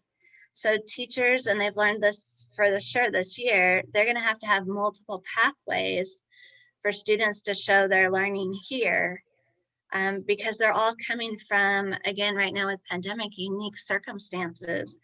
So we got to give them different pathways, and that may look different in how they are taking in the information. It may look like they're given choices and how to show what they know. And we'll be working with teachers on that. That's a huge skill set. And again, we're really focusing on essential skills. You look at the table, a traditional approach is like, oh my gosh, we're going to cover all these skills. Like that's our goal. And what we're doing now for acceleration is, okay, let's focus on the most essential, see where they're at with that, provide the supports within our instruction, and focus on their strengths and moving them forward. Again, as far as classroom teachers, typically in some classrooms, right, they're instructing on all, you know, the same skill for everybody. But what we know is that every student or groups of students, we need a different way to do that. And so that piece of differentiation, that gets back to using our RTI model, the MTSS, you know, knowing where they're at, building off their strengths, and then providing that support they need, rather than just, oh, you're not making it, you know, we're going to pull you out over here. No, we're going to keep you in the classroom. We're going to build from where you are. So it's new, Katie. A lot of teachers are already doing it, but people are struggling with understanding what it really means, especially when you're using the word accelerating, right? We think of often, you know, we're going to move them above, and certainly we are. We're just not going to be focusing on that remediation in a typical way. Yeah, I'm struggling to get it. I'm having a hard time getting my head wrapped around it. You know, because does it, you know, and we can talk about this at another point because it's getting super late, but I guess I'm struggling to understand, you know, how are you going to keep kids engaged, you know, at the 4th grade level, for instance, right? When you have kids that are, you know, between 2nd grade and 8th grade in functional levels, of academic levels, of, you know, and, you know, you're, and the concept that you were introducing is that you're no longer teaching one subject to the class at the same time, you know, expecting them all to perform at the same level by the end of the, you know, the subject matter. I'm just struggling around it. Sorry. I mean, it just sounds like it's a lot of like online learning in the classroom, and I'm a little worried about that. So I'd love to see some more specifics on how kids are going to be engaged. So that's not the intent for online learning within the classroom. It's called differentiated instruction. Our teachers are already doing it. They've done it, for many teachers, practice differentiated practices within the classroom. Because, even prior to the pandemic, with a typical 6th grade classroom, you're going to have a range of a 1st grade reader to an 8th grade reader. And so, it's as Michelle has referenced, it's knowing where your children, or knowing where the students are at, and differentiating that experience based on that concept that you're teaching within the core, and tailoring the learning to meet the individual need of the child. So you may teach, an overarching theme of context clues, but a pre-reader's not going to, a pre-reader is not going to be able to decipher a context clue where an advanced reader would. So, a teacher in a primary class is going to be capable of helping a student, maybe even with phonemes or phonics, to start building pre-reading skills to get to context clues. Again, that concept is not a new concept, with this wide range of skill sets within any given classroom. It's just going to now be magnified on the back end of the pandemic, because we do have, all students, well, at least, 75 to 80% of our students that have seen some form of regression. And so, the concept is not necessarily new. Our teachers are learning and have learned to differentiate within the core. It's going to be a different viewpoint, because the academic achievement level has regressed by way of the norm, fairly significantly. But as we develop our plans, Katie, and you want more information around, that model moving forward and the professional learning that we'll be working on with our staff, we can most certainly keep you apprised to that. And Katie, one other piece I might add with it is, acceleration is also about how quickly we respond to student needs. And so we know with the pandemic, as we have kids coming in with those different needs, they may not all reach the end of 2nd grade goals at the end of 2nd grade. It may take us a little bit to get caught up, but what's key is that we're knowing where those gaps are quickly, so that we can provide the support that they need. And that's what we're doing. I mean, really all buildings are doing it when they're looking at their assessments, but we really need to be intentional about that and having it be consistent, so we're not missing a student. Well, it's so all our 2nd graders are advancing to 3rd grade, right? And yet they haven't even finished with their 2nd grade curriculums, right? Maybe, so, I mean, what does that mean anymore, besides the fact that it's just an age group moving through the steps, right? Like, I feel like I don't quite understand where are we going to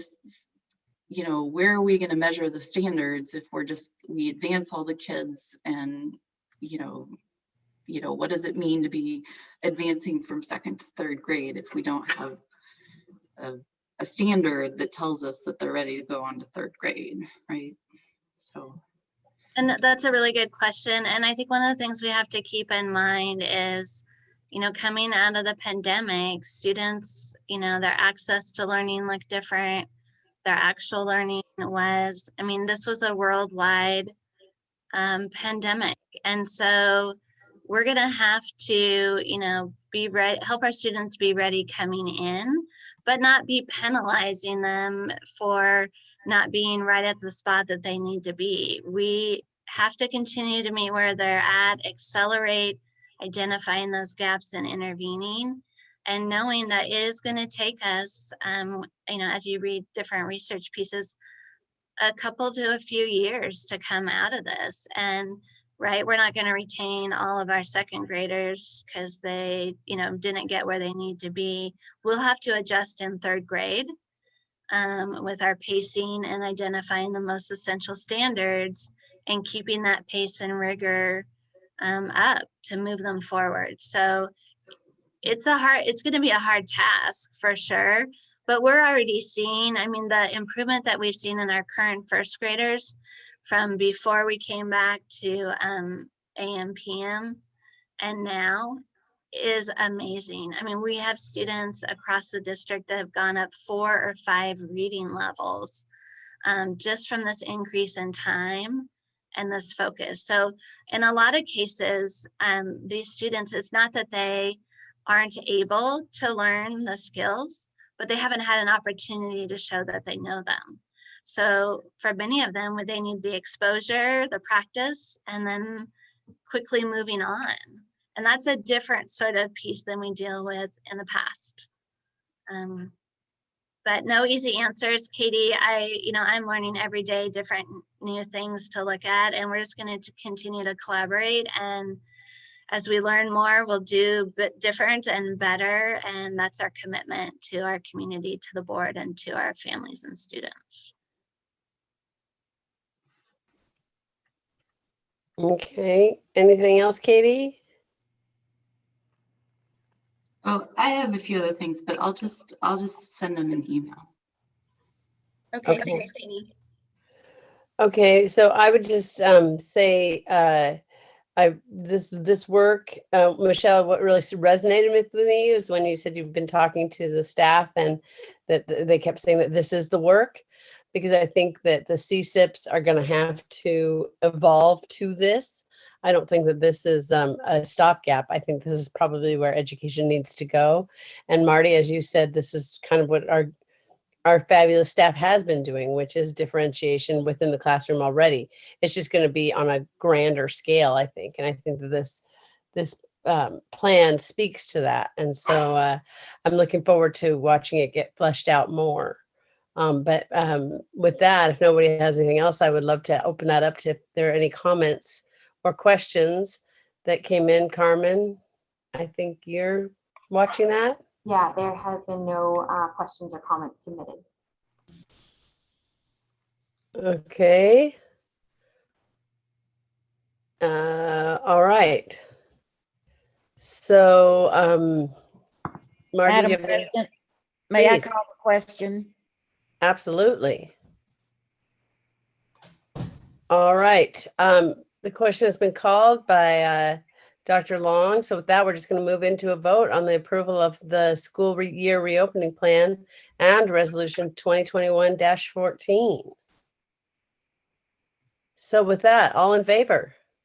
Aye. Aye. Opposed? Abstentions? All right. We're moving on. Thank you. Before we move on, again, I want to say Please. thank you to Michelle, leadership, building leadership, all of the teachers and staff that have worked really hard to get to where we're at today. Again, we are going to be in a very good place as it relates to summer and fall learning based on the planning we've done this spring. So thank you to all parties that have invested time to make this a meaningful task for our school district. Absolutely. Oh, all right. So we're going to carry on here because it is getting late. We're going to 9.02, which is the approval of the second reading of policy 3110, qualifications of attendance and placement. Dr. Kelly moves policy 3110. Director Long seconds. Motion a second. Any discussion? No discussion. All in favor? Aye. Aye. Opposed? Abstentions? Excellent. So that moves us on to 9.03, approval of the second reading of policy 4120, school support organizations. Director Kelly moves policy 4120. Director Marks seconds. I have a motion a second. Any discussion? Hearing none, I'll ask all in favor. Aye. Aye. Opposed? Abstentions? All right. So that moves us on to 9.04, which is the approval of the second reading of policy 2405, social studies. Director Long moves the second reading of policy 2405. Director Marks seconds. Motion is second. Any discussion? Hearing none, I'll ask for the vote. All in favor? Aye. Aye. Opposed, abstentions? Okay, takes us to 9.05. Yes, approval of a second reading of policy 2407, which is health and fitness. Director Kelly moves policy 2407. Director Long seconds. Motion is second. Any discussion? Hearing none, we'll call the vote. All in favor? Aye. Aye. Approve or abstentions? All right, that sounded unanimous to me, which takes me to 9.06, approval of the second reading of policy 4200, safe and orderly learning environment. Director Marks moves the second reading of policy 4200. Director Wright will second. Any discussion? No, I'll call the vote. All in favor? Aye. Aye. Opposed, abstentions? All right, that's going to take us to 9.07, which is approval of the second reading of policy 4237, contests, advertising and promotions. Director Kelly moves policy 4237.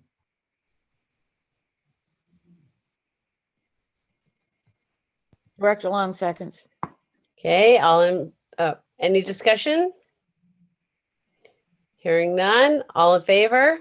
Aye. Aye. Sounds opposed, abstentions?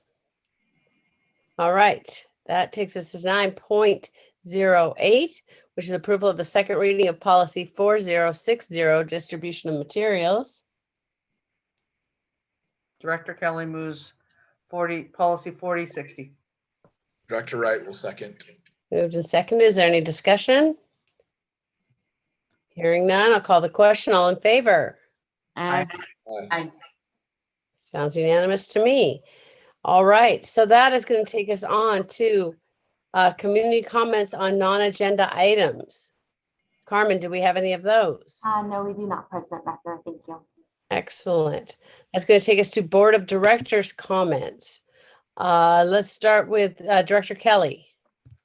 So my activities is I've attended the Clown County EDC weekly meetings, Tribal Leaders Congress. I've WASDA COVID-19 weekly meetings, OSPA Office of Native Education subcommittee meetings. I've had lots of those. The Lower Elwha Clown Tribe graduation planning meetings, Strawberry and Cream event at Lincoln High School last week, and the WASDA Trust Lands Advisory Committee meeting, and the National Indian Education Association meeting. All right. How about Director Wright?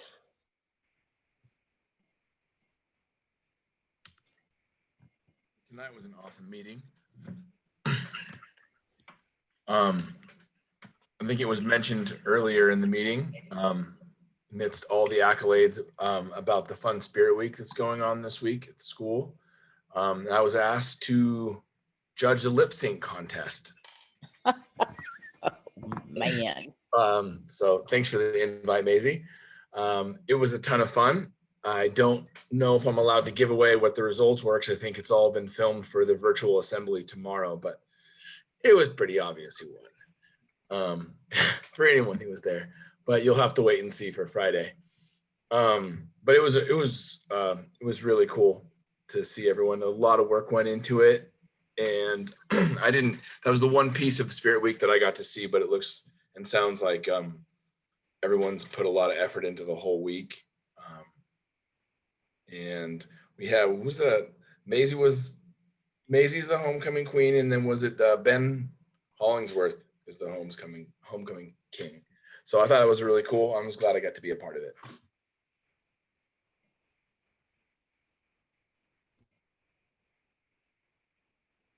Okay, that's all. Then I'm going to move on. Katie, Director Marks. I just wanted to thank Michelle and Marty again for the fall plans. I realize how incredibly hard those are. And that I hope you find my questions good and positive. So, because I do like it. I am super busy right now with the sports and there's lots of activities going on. Scholarship night was overwhelming. I had never been to one. It was incredible to see all our students get supported for their next adventures. I highly recommend attending hopefully next year. What else? Yeah, I don't know. Let's see, I had a signing. Did anybody see that? With Ava had a signing for sports at Yes. yeah, that was pretty exciting. So a little accolade to her tonight. So but yeah, I'm tired, sorry. That's it. Excellent. Dr. Long. Excuse me. I just wanted to tell Ava, congratulations, and Katie, you've raised a good one. You should be very proud, and we're all excited for Ava and hoping that this is going to open a lot of doors for her. Whitman's such a good school, and we're real proud of her. The whole board's proud of her. Now, other than that, I pass because I'm tired too. Thank you, Sandy. Okay, so I will go very quickly. Jacob, you missed, they put the assembly out today, so you can watch the YouTube of the assembly. I highly recommend it to everybody, and I'm sure that Jenny can put that in Friday notes so you can click on the YouTube link. Everybody is awesome. Congratulations about Ava, Katie. I didn't see the signing ceremony, but hopefully it'll be in the paper or something. That's always exciting. And that's all I'm going to say. So let's get these girls to bed. Let's start with Lakin tonight. I don't want to take up everybody's time, but I'd just like to say, since this is my last meeting, thank y'all for the opportunity. I've had a lot of fun. At Lincoln High School, we've been really busy wrapping up with graduation. Everyone's very excited for it. Today, cap and gowns came in. Everyone got theirs. You could bring it home. I have mine right here. But you know, everyone's just trying to get worked up for graduation. Last week we had, as Cindy Kelly said, the strawberries and cream social, but yeah, that's the biggest event is graduation.